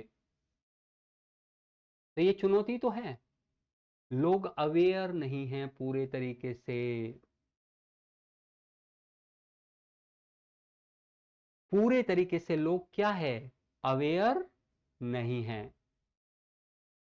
बात समझ पा रहे हो आप? तो तभी तो आप ये कर रहे हैं, ठीक है। लोग गुटखा खा करके कहीं पर भी थूक रहे हैं, किसी का भी नाम कहीं लिख रहे हैं, कोई भी चीज तोड़ दे रहे हैं, कोई भी चीज फेंक दे रहे हैं। लोग पिकनिक मनाने गए हैं पहाड़ों में और नदी के किनारे बैठकर, देखो देखो कैसी कैसी चीज होती है, नदी के किनारे बैठ करके वो लोग चिप्स खा करके और बोतल कोल्ड ड्रिंक पी करके वहीं पैकेट को और बोतल को डंप कर देते हैं। आपको पता है कितनी हानि पहुंचेगी इससे? पॉलीथीन जो है जिसका यूज किया गया है, उस पॉलीथीन से कितनी हानि होगी इन्वायरमेंट को, आपको पता है? वो वहां पर कई कई वर्ष तक रहेगी पड़ी हुई और इन्वायरमेंट को लगातार हानि पहुंचाती रहेगी। ये बड़ी समस्या है कि नहीं है? बड़े पैमाने पर लोग इन्वायरमेंट को हानि पहुंचा रहे हैं, विरासत को हानि पहुंचा रहे हैं, चाहे वो प्राकृतिक विरासत हो या फिर सांस्कृतिक विरासत हो। राज्य सरकारें भी इस पर बहुत ज्यादा ध्यान नहीं देती। कई राज्य सरकारें ऐसी है जो अपनी विरासत को ऐसे ही, उनके यहां बहुत शानदार पर्यटन हो सकता है। इसका एक उदाहरण के तौर पर मैं बिहार की सरकार को भी बताऊंगा आपको। बिहार की सरकार में पर्यटन को और बहुत बेहतर कंडीशन में किया जा सकता है, वहां पर्यटन बहुत शानदार किया जा सकता है। बिहार में क्या नहीं है? बिहार बुद्ध की भूमि है, महावीर की भूमि है। बिहार में पहली राजधानी पाटलिपुत्र, बिहार का पहला साम्राज्य मगध।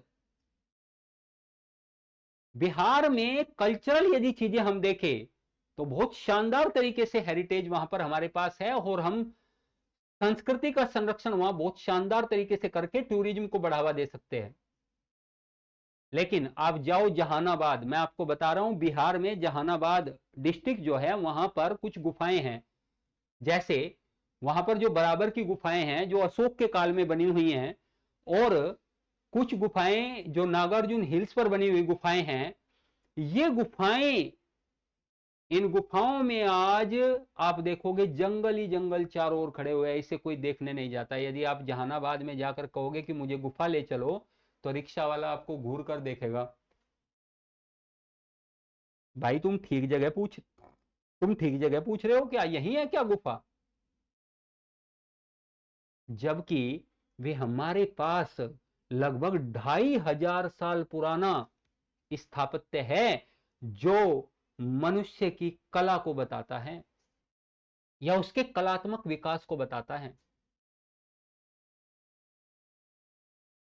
तो इसलिए संरक्षण जरूरी है। राज्य सरकार, अच्छा एक बहुत शानदार आपको बता देते हैं हम, बहुत शानदार उदाहरण आपको देते हैं बिहार का।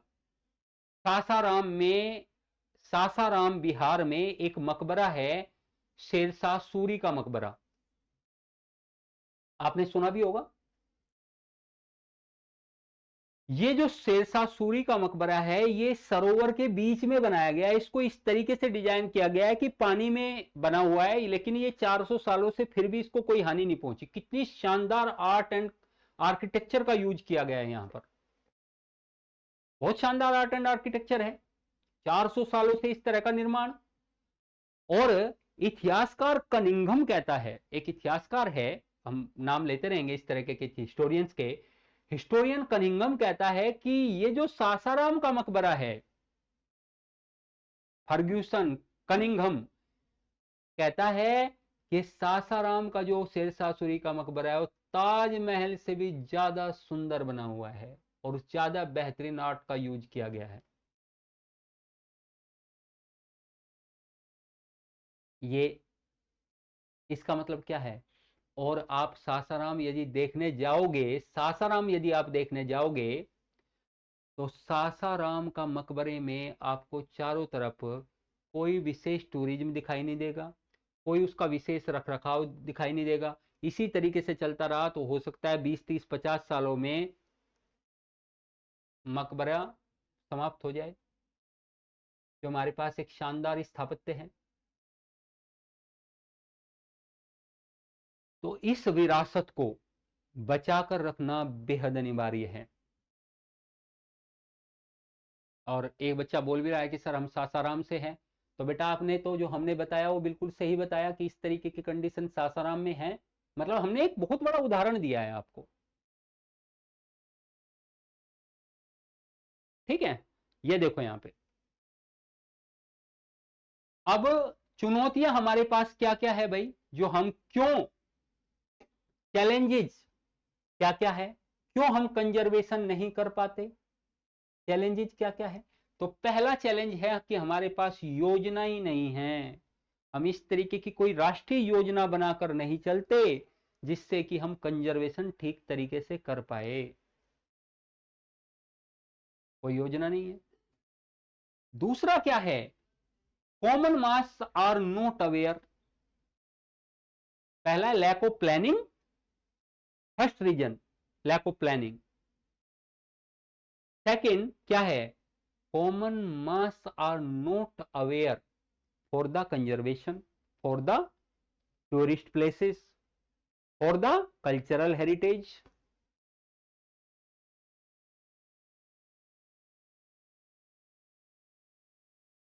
क्यों भाई, यदि कोई जागरूक होता तो लाल किले की दीवारों पर महिला मित्र का नाम लिख के आए।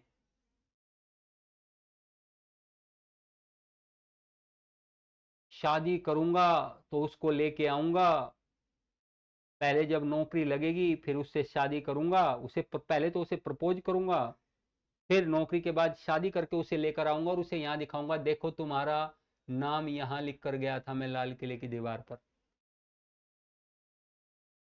अवेयर नहीं है ये प्रेम में पागल हो गया है, हो गया कि नहीं?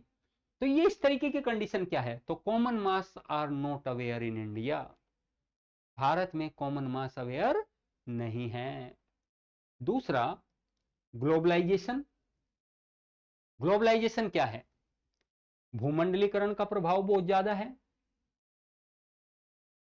भूमंडलीकरण के प्रभाव से क्या होता है? विकास अंधाधुंध बढ़ रहा है, फैक्ट्रीज लग रही है, फैक्ट्रीज से बहुत हानि या पोल्यूशन से बहुत हानि मॉन्यूमेंट्स को पहुंच रही है, और अंधाधुंध तरीके से ये चीजें जो हो रही है इसके कारण। अच्छा, ग्लोबलाइजेशन का एक बहुत बड़ा उदाहरण हम देंगे आपको। आपने एक टूरिस्ट प्लेस का नाम सुना होगा, नैनीताल का। नैनीताल का नाम आपने सुना होगा। नैनीताल बहुत अच्छा टूरिस्ट प्लेस है और भारी संख्या में लोग नैनीताल जाते हैं। लेकिन नैनीताल के विषय में भूवैज्ञानिक जो जियोलॉजिस्ट्स हैं वो हमेशा ये कहते हैं कि नैनीताल में खतरे की घंटी कभी भी बज सकती है, ये शहर का शहर तबाह हो सकता है, यहां पर बहुत भारी संख्या में भूस्खलन हो सकता है, बहुत भारी पैमाने पर भूस्खलन। इसका मतलब शहर का शहर तबाह। अब ऐसी नौबत क्यों आई? हमने वहां अंधाधुंध विकास किया, हमने रोज होटल्स बनाए, पर्यटक बढ़ते चले गए तो हम होटल का निर्माण करते चले गए, हम पहाड़ों में ड्रिल कर रहे हैं और वहां पर बड़े बड़े बहुमंजिला होटल, आलीशान होटलों का निर्माण कर रहे हैं। सरकार इस पर आंख मूंद कर रखी हुई है। बस मैं ये पूछना चाहता हूं, क्या ये सांस्कृतिक विरासत के लिए सही है? ये सांस्कृतिक विरासत के लिए सही नहीं है। ये आपकी सांस्कृतिक विरासत को हानि पहुंचाएगा बड़े पैमाने पर। तो चैलेंजेज में यदि हम कहें तो एक चैलेंज ये भी है कि ग्लोबलाइजेशन का प्रभाव बहुत ज्यादा बढ़ रहा है, भूमंडलीकरण का प्रभाव बढ़ रहा है, विदेशी पर्यटक भारत में लगातार बढ़ रहे हैं, प्रति वर्ष बढ़ रहे हैं। भारत के जो आंतरिक देश के जो भाग के जो लोग हैं, यानी कि जो भारतीय है, वो भी टूरिस्ट के रूप में बहुत ज्यादा बढ़ रहे हैं, अंधाधुंध निर्माण हो रहा है और उससे समस्याएं बहुत बढ़ रही है। तो इससे हम प्राकृतिक विरासत को हानि पहुंचा रहे हैं। अभी तो जोशीमठ के बारे में आपने सुना ही होगा, पीछे बहुत सारी न्यूज चलती रही जोशीमठ के बारे में, और न्यूज में क्या दिखाया गया? इन न्यूज में लगातार दिखाया गया कि बहुत सारे वहां पर घरों में दरारें आ गई है, और ये घरों में दरारें जो है, ये सारी दरारें वहां पर सरकार ने उन्हें घर खाली करने के लिए बोल दिया। ये ट्रेलर है, ये ट्रेलर है, पिक्चर बाकी है। यदि मनुष्य बाज नहीं आया प्रकृति के अनावश्यक दोहन से तो 100% समस्याएं भुगतनी पड़ेगी। बात समझ में आई हो तो बोलो यस। समझ पा रहे हो? तो हेरिटेज का कंजर्वेशन करने में हमें हेरिटेज का कंजर्वेशन करने में हमें किन समस्याओं का सामना करना पड़ रहा है? बात समझ में? देखो यहां पर, और ये मैंने समझा तो दिया कि इलीगल कंस्ट्रक्शंस बन रहे हैं भाई, ये है कि नहीं? तो हमें हमें इन चीजों को समझना पड़ेगा। अब आप सोच रहे होंगे कि क्या सरकार इसके लिए कोई प्रयास सर नहीं कर रही है? ये मन में विचार आ रहा होगा आपके कि क्या सर सरकार इसके विषय में कोई कदम नहीं उठा रही है? डेफिनेटली सरकार इसके लिए प्रयास कर रही है, लेकिन समुचित प्रयास नहीं कर रही है। यानी जो नेसेसरी एफर्ट्स है वो कम है। सफिशियंट जो एफर्ट्स है, सफिशियंट वर्ड यूज करो तो ज्यादा बेहतर रहेगा, वो नहीं है। अर्थात पर्याप्त रूप से जो सुधार होने चाहिए वो नहीं है।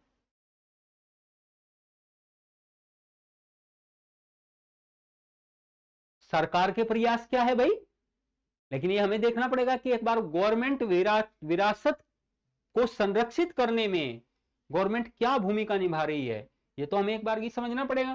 तो देख लेंगे एक बार भारत सरकार के प्रयास। भारत सरकार के प्रयास देखिए दोस्तों, फंडामेंटल राइट्स आपने मौलिक अधिकार पढ़े होंगे। हमारे संविधान में 3 स्थानों पर, हमारे संविधान में 3 स्थानों पर, बेटा क्लास 6 बजे तक चलेगी और इसको आप समझो कि आर्ट एंड कल्चर एक बड़ा टॉपिक है, ठीक है, और इसे पूरा करने में 1-1 घंटे की क्लास तो नहीं होगी ना बेटा, तो इसे पूरा करने में थोड़ा सा समय लगेगा, तो इसलिए क्लास 2 घंटे की रहा करेगी, मतलब है ना। अभी तो फिलहाल तो यही है, बाकी बीच में स्लॉट खाली होगा तो फिर और लंबी भी कर लेंगे हम लोग, ठीक है। अच्छा, एक बच्चा पूछ रहा है सर पूर्वज क्या होता है। पूर्वज बेटा जो तुम्हारे दादाजी है, दादाजी के दादाजी थे, वो तुम्हारे पूर्वज है। गांधी जी हमारे पूर्वज है बेटा, अशोक हमारे पूर्वज है, उससे भी पीछे चले जाओ चंद्रगुप्त मौर्य पूर्वज है, आर्यंस पूर्वज है। कहते नहीं है आज भी आर्य है, आर्य हैं हम बहुत बड़ी संख्या में।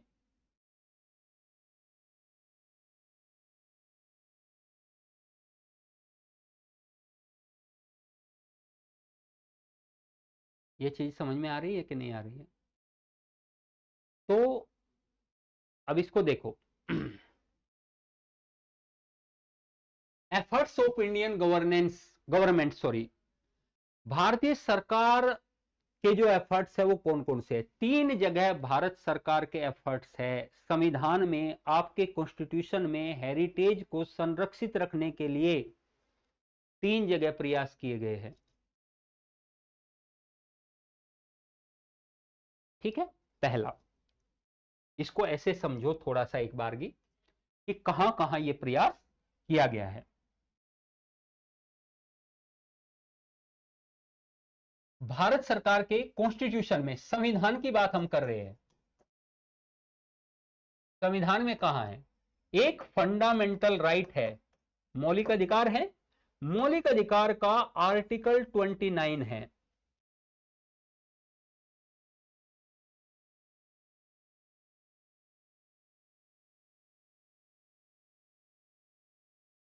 क्या है आर्टिकल 29 फंडामेंटल राइट्स का, उसमें विरासत को संरक्षित करने के लिए प्रावधान है।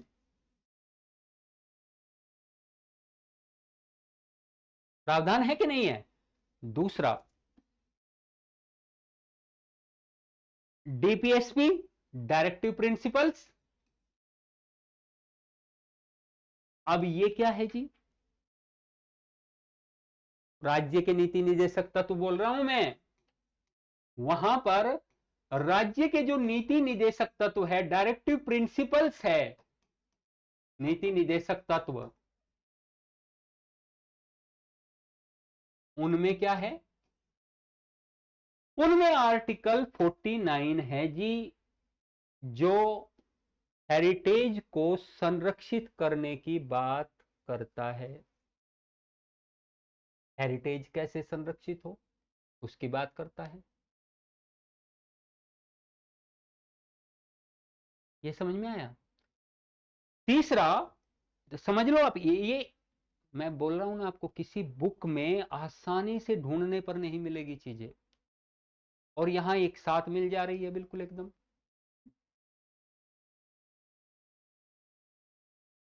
आर्टिकल 51 मौलिक कर्तव्य, आर्टिकल 51 ए, ये क्या है, ये मौलिक कर्तव्य है, फंडामेंटल ड्यूटीज है, ये फंडामेंटल ड्यूटीज है, ये मौलिक कर्तव्य है। यहां भी विरासत को संरक्षित करने की बात की गई है। राष्ट्रीय स्मारकों की रक्षा करना, बिल्कुल सही बात। तो आप ये मत समझ लेना कि भारत सरकार के इसके लिए कोई एफर्ट्स ही नहीं है। एफर्ट्स है भारत सरकार के इसके लिए, ठीक है। अच्छा, अब इसमें देखो,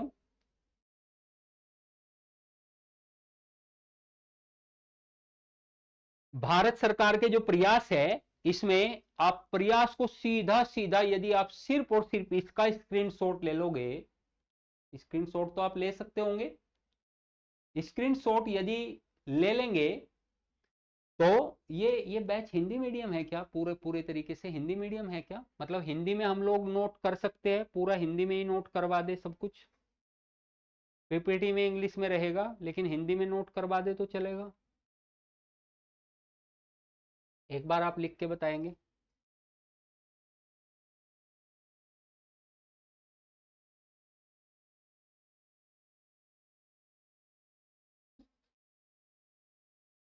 अच्छा अच्छा, ओके ओके ओके, यानी हिंदी और इंग्लिश दोनों में बाइलिंगुअल बैच है। Okay okay okay okay. अच्छा, एक बच्चे ने बताया कि सर नहीं, हम स्क्रीन शॉट नहीं ले सकते। अच्छा सुनो, स्क्रीन पीडीएफ शेयर करवा दे आप लोगों को। स्क्रीन पीडीएफ जो है, ये पीडीएफ जो है, ऐसे कैसे, यदि यही शेयर करा दे तो कोई दिक्कत तो नहीं है? बहुत शानदार तरीके से, और लिखे लिखे हुए पीडीएफ, देखो ये बाइलिंगुअल है, बहुत शानदार है कि नहीं? तो यही हम आपको शेयर करवा देंगे। हाँ, ये हम करवा देंगे आपको, ये शेयर करवा देंगे ना, ये ऐसे कैसे शेयर करवा देंगे। क्लियर? ठीक है। हाँ हाँ, बिल्कुल बिल्कुल दे देंगे पीडीएफ, बिल्कुल एकदम शानदार तरीके से एक साथ मिल जाएगा आप इसमें, ठीक है। अब यहां देखो, भारत सरकार के प्रयास के बारे में एक बार की थोड़ी सी बात कर लेते हैं कि भारत सरकार के प्रयास कैसे कैसे। एक बार तो हमने समझा दिया, यहां इस पे आपको स्ट्रक्चर के साथ दिखा देते हैं। सबसे पहले स्प्रेडिंग अवेयरनेस, भारत सरकार सबसे पहले जो प्रयास करे और कर रही है, टूरिज्म को बढ़ावा देने के लिए, विरासत को हानि ना पहुंचाए, इसके लिए भारत सरकार एक एफर्ट ये कर रही है कि अवेयरनेस फैला रही है, जागरूकता फैला रही है। पर्यावरण को गंदा मत करे, टूरिज्म को संभाल के रखे। टूरिज्म को संभालना, सॉरी, विरासत को संभालना केवल सरकार का कार्य नहीं है, आपका भी कार्य है, आपका कार्य है। यदि कोई लाल किले पर किसी का नाम लिख रहा है और आप उसके मित्र हो और आप हंस रहे हो, या फिर दिल का निशान बनाकर, और वो तीर यूं निकाल रहा है जैसे दिल टूट गया है, उसका भी खंडित हो गया है पूरे तरीके से, तो उसे हाथ पकड़ के करके रोको और उसे बताओ ये हेरिटेज है मजनू। उसे फोन करके ही बता दो कि तुम्हारा दिल टूट गया। जिस महिला मित्र का तुम नाम लिख रहे हो, उसे फोन करके बता दो।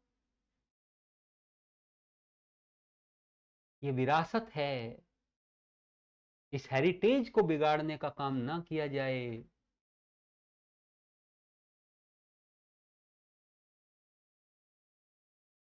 क्लियर हो कि नहीं? तो अवेयरनेस फैलाई जानी चाहिए। दूसरा, अब ये क्या कॉन्स्टिट्यूशन प्रोविजंस क्या है भाई? कॉन्स्टिट्यूशन प्रोविजंस का मतलब है, कॉन्स्टिट्यूशनल प्रोविजनल प्रोविजंस का मतलब क्या है, संविधान में जो प्रावधान किए गए हैं उनका मतलब क्या है, वो भी समझ लो एक बार। संवैधानिक प्रावधान में फंडामेंटल राइट का आर्टिकल 29 है, जो conservation of language, script and culture की बात करता है। भाषा, लिपि, संस्कृति का संरक्षण किया जाए। देखो किस किसका, भाषा, लिपि, संस्कृति का संरक्षण किया जाए।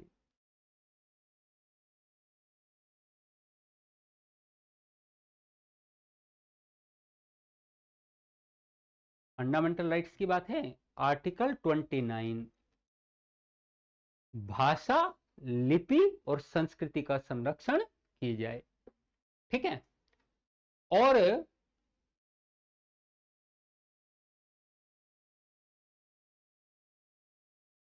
अब दूसरा क्या है, state should be aware for conservation, संरक्षण के लिए राज्य क्या हो,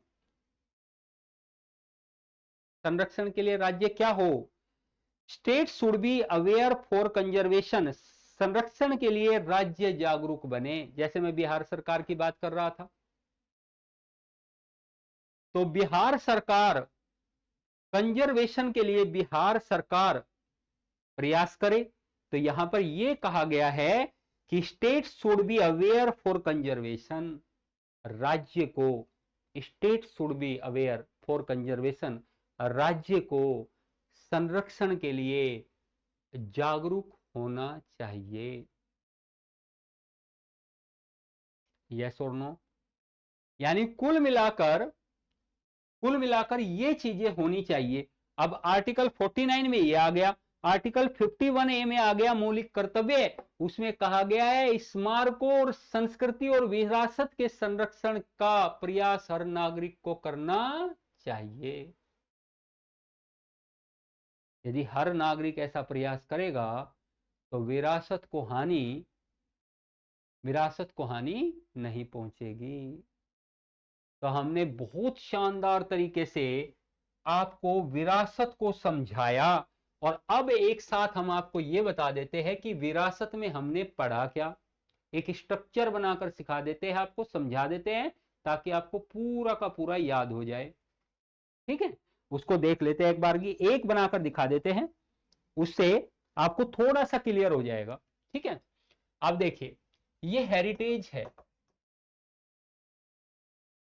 ये हेरिटेज है, विरासत, पूरी कला एवं संस्कृति इसी के चारों ओर घूमती है।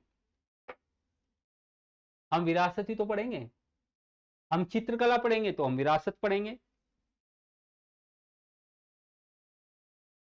हम आर्किटेक्चर पढ़ेंगे तो विरासत पढ़ेंगे, हम गुफा आर्किटेक्चर यानी कि केव आर्किटेक्चर पढ़ेंगे तो हम विरासत पढ़ेंगे, हम डांस पढ़ेंगे तो विरासत पढ़ेंगे, हम स्कल्पचर मूर्ति कला पढ़ेंगे तो विरासत पढ़ेंगे, हम विरासत पढ़ने वाले हैं तो हमें विरासत को बहुत शानदार तरीके से, जो मैंने समझाया एक बार, सबसे पहले हमने ये जाना कि what is heritage, what is heritage यानी विरासत क्या है। सबसे पहले जाना विरासत क्या है। तो आप सबको याद हो गई होगी ये बात जो मैंने बताई कि विरासत क्या है। What is heritage, what we got from our ancestors is called heritage। जो भी हमें अपने पूर्वजों से प्राप्त हुआ है उसे विरासत कहते हैं। क्या कहते हैं, विरासत कहते हैं। तो विरासत की परिभाषा हो गई आपके दिमाग में। दूसरा क्या है,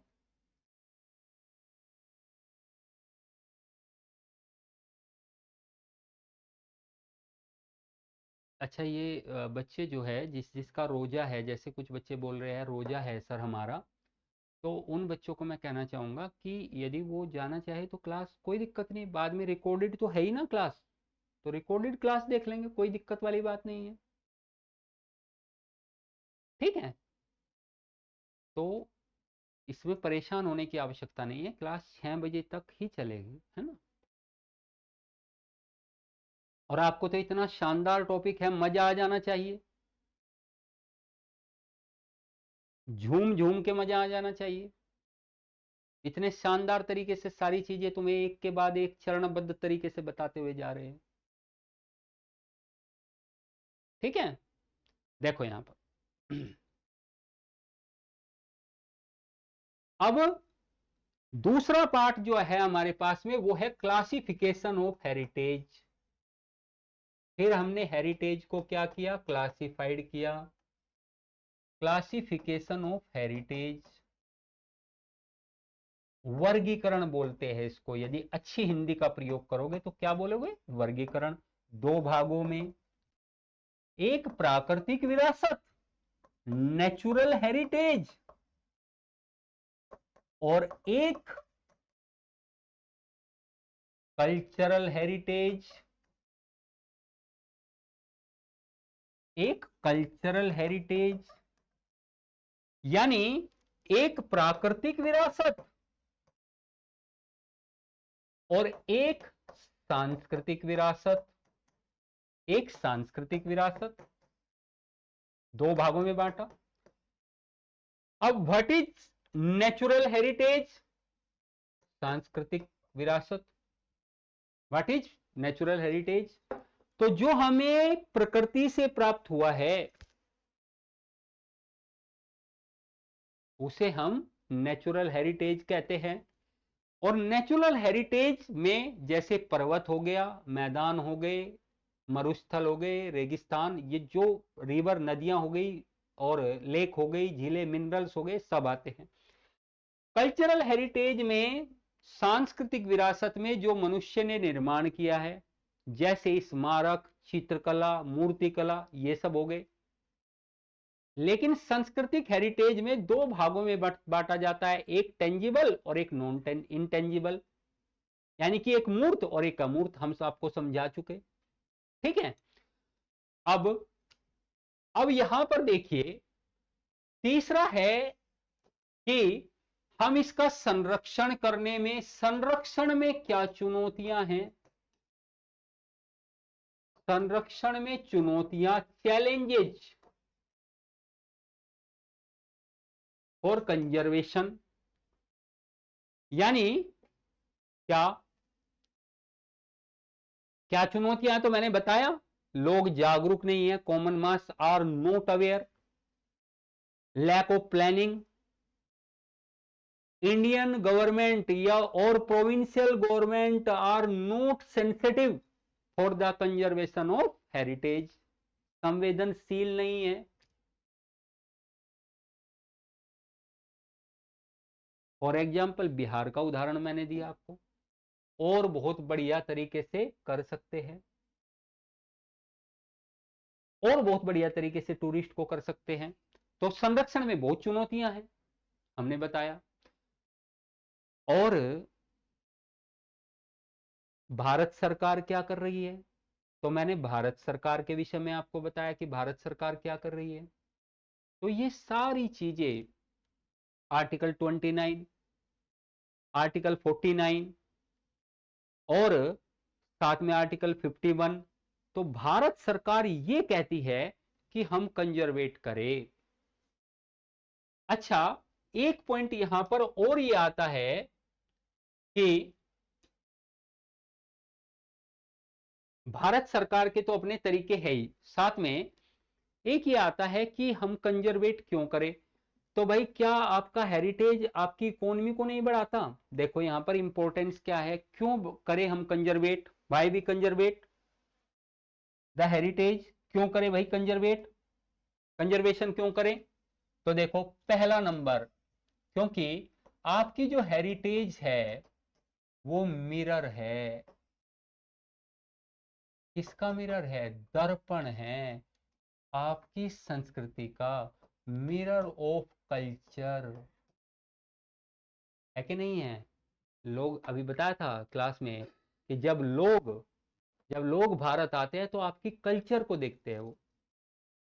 और अच्छा, आप लोग कहीं घूमने गए, आप घूमने गए, मान लो आप घूमने गए, मध्य प्रदेश का एक स्थान है पंचमढ़ी, टूरिस्ट प्लेस है।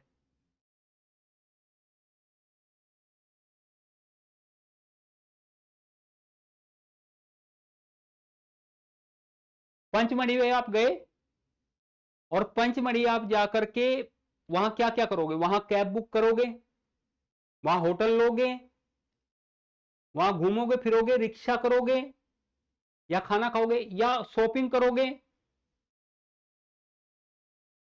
बहुत सारी एक्टिविटीज करोगे आप। इससे क्या होगा, पंचमढ़ी की जो इकोनॉमी है, पंचमढ़ी की जो इकोनॉमी है उसमें क्या होगा, सुधार होगा। ठीक इसी तरीके से समझ लो कि यदि भारी संख्या में टूरिस्ट भारत आते हैं तो इंडियन इकोनॉमी में वृद्धि देखी जाएगी कि नहीं, भारतीय अर्थव्यवस्था में वृद्धि देखी जाएगी कि नहीं, जीडीपी में वृद्धि देखी जाएगी कि नहीं, विदेशी मुद्रा भंडार बढ़ेगा कि नहीं बढ़ेगा, फॉरेन करेंसी का आगमन हो जाएगा।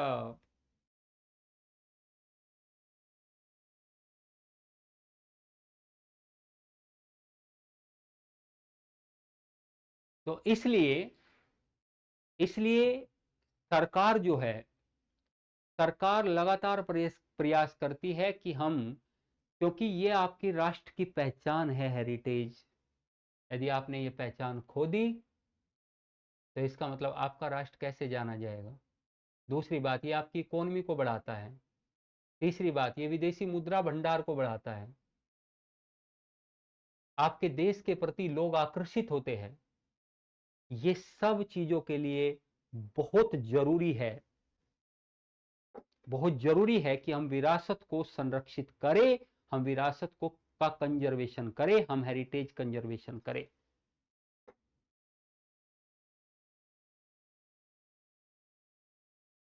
अब एक बात बताओ, हाँ जैसे एक बच्चे ने अभी बोला, जैसे जैसे मालदीव का इकोनॉमी क्यों बढ़ा हुआ था भाई, क्योंकि मतलब बढ़ा हुआ है या बढ़ा हुआ था या अब आने वाले समय में वहां पर प्रभाव पड़ जाएगा। जैसे प्रधानमंत्री जी पहुंचे लक्षद्वीप और वहां के टूरिज्म को बढ़ावा देना चाहते हैं, है ना। तो आप किसी भी टूरिस्ट प्लेस पर जाएंगे डेफिनेटली, अरे आप छोड़ो, आप मिस्र जाओगे पिरामिड देखने के लिए, वो भी तो हेरिटेज है, मिस्र का हेरिटेज है। अब मान लो वहां जाओगे और वो हेरिटेज आप देखना चाहोगे, तो मैं बस सिर्फ आपसे एक बात करना चाहता हूं, क्या वहां की इकोनॉमी में वृद्धि नहीं होगी। अरे नहीं होगी क्या वृद्धि, डेफिनेटली होगी वृद्धि। उसकी इकोनॉमी उसकी इकोनॉमी में ग्रोथ निश्चित तौर पर देखने को मिलेगा आपको।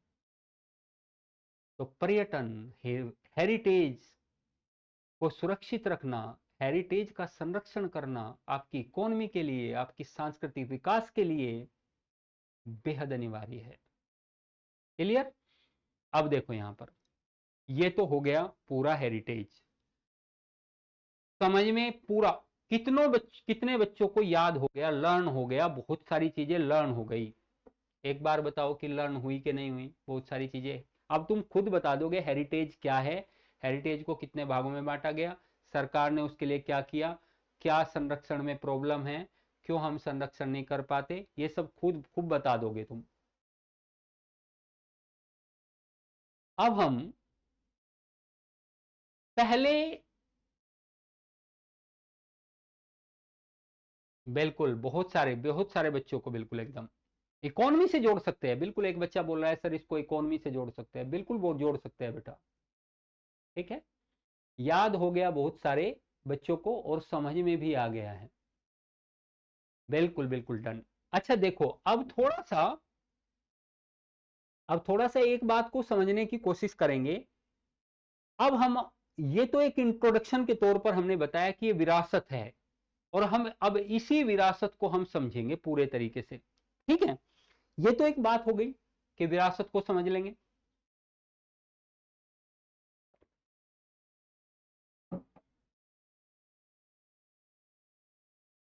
लेकिन अब आते हैं एनसीईआरटी की बुक पर।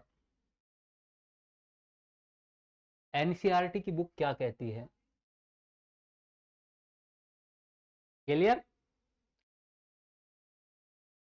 और एनसीईआरटी की बुक में पहला चैप्टर क्या है, और फिर उस चैप्टर को समझाने से पहले भी आपको बहुत सारी चीजें समझाएंगे ताकि सब कुछ दिमाग में क्लियर हो जाए।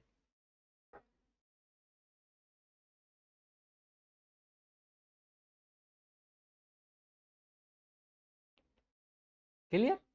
अब देखो यहां पे जैसे अब एक जो पहला चैप्टर है, आज जो हमने आपको शुरू में ही बताया था कि एक पहला चैप्टर हमारा है, ये चैप्टर्स है, और पहला चैप्टर है हमारा प्री हिस्टोरिक रॉक पेंटिंग्स। इसको कहेंगे हम कि जो पूरा पाषाण काल के या प्रागैतिहासिक शैल चित्र बोलेंगे इनको, पहला चैप्टर है।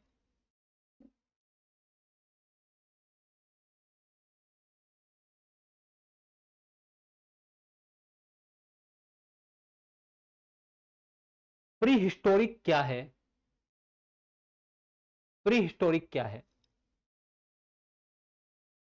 और ये शैल चित्र क्या है, जिसको आपने लिखा है रॉक पेंटिंग्स, ये रॉक पेंटिंग्स क्या है?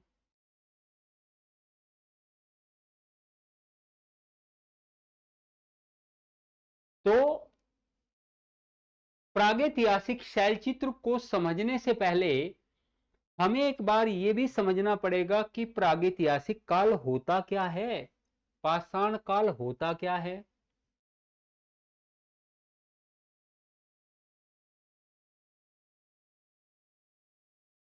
प्रागैतिहासिक काल क्या होता है, चलो बताते हैं। अच्छा, आपने देखा होगा कि आपने इंडियन हिस्ट्री को देखा होगा, इंडियन हिस्ट्री यानी भारतीय इतिहास को, और इंडियन हिस्ट्री में सर ने बताया होगा भारतीय इतिहास में कि भारतीय इतिहास को 3 भागों में मुख्य तौर पर बांटा जाता है। भारतीय इतिहास को 3 भागों में बांटा जाता है। देखो, बहुत कॉमन बात समझा रहे हैं हम आपको, और बहुत ध्यान से समझना। भारतीय इतिहास को 3 पार्ट्स में डिवाइड किया जाता है, 3 parts. Indian history has been divided into 3 parts. तो 3 पार्ट्स कौन कौन से है भाई? वो 3 भाग कौन कौन से हैं? पहला है एंशियंट हिस्ट्री, सब जानते हैं इस बात को, कोई ऐसा नहीं है जो ना जानता हो, एंशियंट हिस्ट्री। दूसरा पार्ट है मेडिवल हिस्ट्री, मध्यकालीन भारत का इतिहास। और तीसरा पार्ट है मेडिवल हिस्ट्री, और तीसरा पार्ट है मॉडर्न हिस्ट्री। क्या है? मॉडर्न हिस्ट्री यानी आधुनिक भारत का इतिहास। ये एक बहुत मोटा क्लासिफिकेशन है कि इतिहास को 3 भागों में बांटा जाता है, एंशियंट, मेडिवल, मॉडर्न। लेकिन लेकिन हाँ बेटा, इसको सहूलियत के हिसाब से आप नोट कर सकते हो, सहूलियत के हिसाब से आप नोट कर सकते हो, ठीक है, अपनी कन्वीनियंस के हिसाब से, जहां आपको ठीक लगे कि मुझे नोट करना चाहिए वो। ठीक है, बुक का फोटो दिखा देता हूं बेटा मैं आपको, ठीक है, आप परेशान मत हो। देखो यहाँ पे ध्यान से, पहले इसको एक बार समझ लो, हम दिखा देते हैं बुक का photo. Ancient history, medieval history और मॉडर्न हिस्ट्री, ये एक मोटा क्लासिफिकेशन है, एक मोटा वर्गीकरण है। लेकिन इसके अलावा भी एक क्लासिफिकेशन है भारत के इतिहास का, एक क्लासिफिकेशन और भी है। उस क्लासिफिकेशन को आपको समझाना पड़ेगा हमें, तभी हम आपको प्री हिस्टोरिकल बातें बता पाएंगे। यानी हम जो प्री हिस्टोरिकल यानी प्रागैतिहासिक काल के बारे में बात बताएंगे, तो उसके लिए उस वर्गीकरण को या इतिहास के डिवीजन को या क्लासिफिकेशन को समझना जरूरी है। देखो कैसे, ये क्लासिफिकेशन कैसे, एक तो ये क्लासिफिकेशन है, एक इसके अलावा कौन सा क्लासिफिकेशन है? देखो, क्लासिफिकेशन ऑफ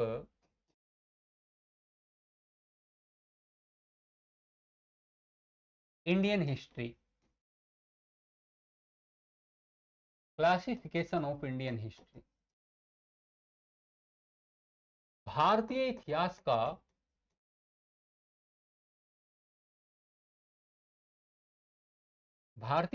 का वर्गीकरण।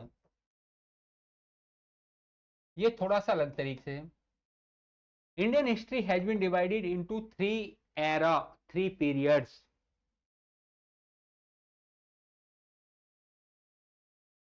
3 era या 3 periods.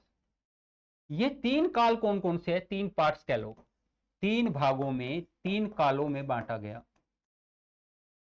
3 कालों में मान लीजिए हमारा इतिहास 2.5 लाख साल पहले 2,50,000 ईयर्स एगो स्टार्ट हुआ, मान लीजिए आप।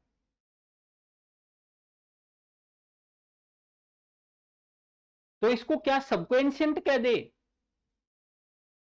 कह दो, कोई बुराई नहीं है। बट यदि माइनर क्लासिफिकेशन को समझना हो, एक सूक्ष्म विभाजन को समझना हो, तो वो ऐसे होगा। 3 एरा कौन कौन से है? Pre historical period, pre historical period, इसको हम कहेंगे प्रागैतिहासिक काल। प्रागैतिहासिक काल, प्रागैतिहासिक काल। एक कहेंगे प्रोटो हिस्टोरिकल पीरियड, मुझे पता है आपने पढ़ा होगा, प्रोटो हिस्टोरिकल पीरियड। लेकिन फिर भी आप एक बार इसको समझो, इसको बोलेंगे आधे ऐतिहासिक काल। आधे क्या बोलेंगे? ऐतिहासिक काल, ऐतिहासिक काल। एक होगा हिस्टोरिकल पीरियड। हिस्टोरिकल पीरियड का मतलब है ऐतिहासिक काल।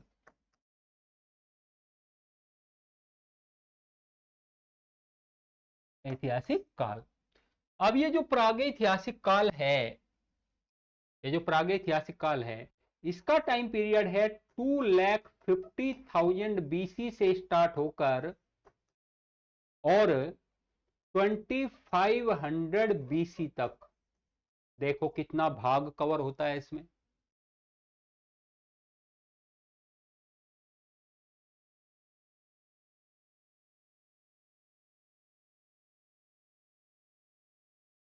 ये क्लियर हुआ? पहला प्री हिस्टोरिकल पीरियड, प्रागैतिहासिक काल 2,50,000 बीसी टू 2500 बीसी, ये काल है। ये शायद कट रहा है इसमें। अच्छा, प्रोटो हिस्टोरिकल पीरियड में इसका जो काल है, प्रोटो हिस्टोरिकल पीरियड का हम बोल के ही बता देते हैं आप लोगों को। इसका देखिए यहां लिख रहे हैं ऊपर, इसका 2500 बीसी 2500 बीसी टू 600 बीसी तक का है। और इसका जो काल है वो 600 बीसी से स्टार्ट होकर 1947 एडी तक का है। ये है। तो सही मायने में हमने इतिहास को माइनरली, सूक्ष्म तरीके से जो उसका विभाजन देखा वो 3 भागों में देखा, एक प्री हिस्टोरिकल, एक प्रोटो हिस्टोरिकल और एक हिस्टोरिकल।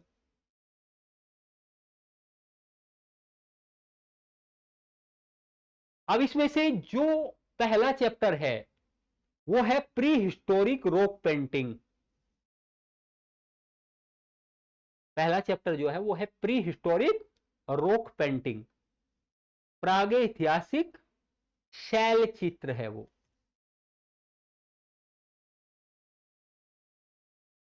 क्लियर? अब देखो इसमें वो पहला टॉपिक था, इस टॉपिक का नाम, तो इसमें हमें यह समझना बहुत जरूरी है हमारे लिए कि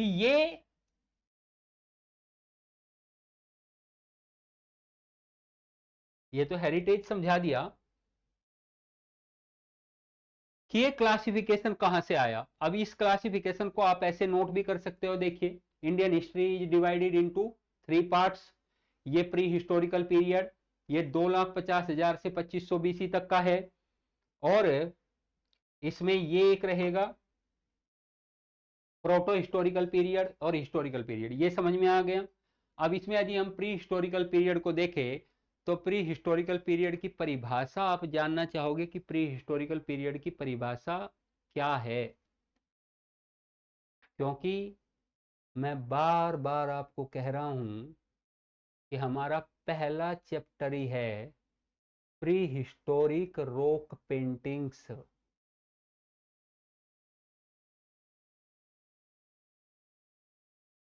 क्लियर? अब प्री हिस्टोरिकल पीरियड क्या है?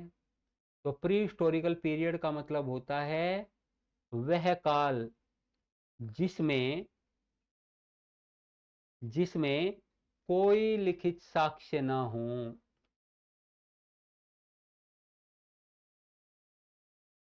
इस काल का अध्ययन केवल पुरातात्विक स्रोतों पर होता है। यानी study of pre historical period depends on only archaeological sources, depends on only archaeological sources.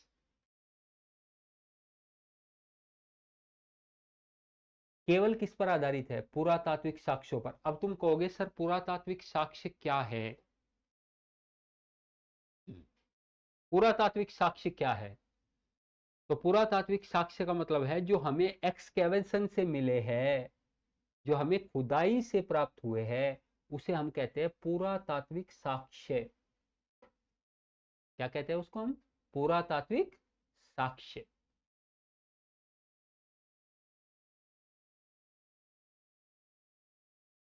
जैसे खुदाई से आपको अभिलेख मिले हैं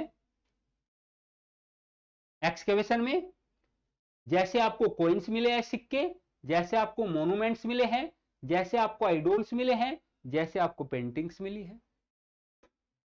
ये सब कहां से प्राप्त हुए हैं? ये सब खुदाई से प्राप्त हुए हैं।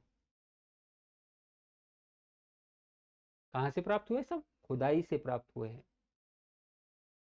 इसलिए हमें इन जो प्री हिस्टोरिकल पीरियड में है, जो प्री हिस्टोरिकल पीरियड है, उसे जानने में हमारे पास कुछ भी लिखित स्रोत नहीं है। यानी यहां मनुष्य सभ्य नहीं था, वह लिखना पढ़ना नहीं जानता था, वह समाज में रहना नहीं जानता था मूलतः। और इस प्री हिस्टोरिकल पीरियड में ज्यादातर पत्थरों के औजारों का प्रयोग करता था। तो हम अब समझो, हम इस काल में हम इस काल के शैल चित्र पढ़ने वाले हैं। यानी हम इस काल के रॉक पेंटिंग्स पढ़ेंगे जो दीवारों पर, गुफाओं की दीवारों पर बनाई गई है। पहला चैप्टर यही है आपका।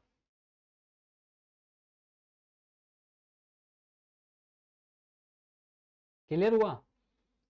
तो आज तो हमने विरासत को समझा कि विरासत क्या है। ठीक है, विरासत के क्या प्रकार है हमने समझा। एनसीईआरटी को हमने आपको बताया कि एनसीईआरटी क्या है।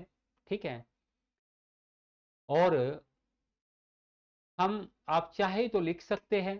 ठीक है, थोड़ी सी चीजें वहां से ज्यादा आपको यहाँ पे मतलब मिल जाएगी, क्योंकि ये आर्ट एंड कल्चर के पॉइंट ऑफ व्यू से बताया है। नहीं बेटा, ये एनसीईआरटी कंप्लीट कहाँ हो गई? इस एनसीईआरटी का तो पहला भी चैप्टर अभी तक शुरू नहीं हुआ। अभी तो हम आपको इंट्रोडक्शन की बातें बता रहे हैं कि ये इंट्रोडक्शन मतलब विरासत वगैरह ये होती है और इस तरीके से है। हाँ, कल हम भीमबेटका वगैरह पहले यही पढ़ाएंगे पूरा एकदम कंप्लीट आपको कि आर्कियोलॉजिकल सोर्सेस क्या होते हैं, है ना। साथ में प्री हिस्टोरिकल पीरियड क्या है, प्री हिस्टोरिकल के बाद प्रोटो हिस्टोरिकल क्या है, फिर हिस्टोरिकल पीरियड क्या है, फिर स्टोन एज को भी 3 पार्ट में बांटा गया है, पैलियोलिथिक, मेसोलिथिक, नियोलिथिक। पैलियोलिथिक को भी 3 पार्ट में बांटा गया है, जिसमें से लोअर पैलियोलिथिक पीरियड और मिडिल पैलियोलिथिक पीरियड और अपर पैलियोलिथिक पीरियड। ठीक है, तो ये सारी चीजें कल एक बार डिस्कस करेंगे और उसके बाद हम चैप्टर पर आएंगे। क्लियर? तो आज के लिए तो आप लोगों का इतना ही रहेगा। ठीक है, और नोट्स आप बनाते रहिए बहुत अच्छे तरीके से। साथ में हम जहाँ जहाँ नीड लगेगी आपको, हम नोटिंग भी करवा देंगे, लेकिन आप नोट करते हुए चलें। ठीक है, और हाँ, साथ साथ लर्न करवाएंगे, चीज़ें अच्छे तरीके से समझाएंगे। तो आप भी ये कोशिश करें कि कमेंट को छोड़ करके साथ साथ लर्न करते हुए और समझते हुए चलें। जिससे कि चीज़ें जल्दी आसान हो जाए। ठीक है, चलिए तो फिर thank you so much all of you and good night. पहले तो गुड इवनिंग ही है, ठीक है। Okay okay, thank you so much.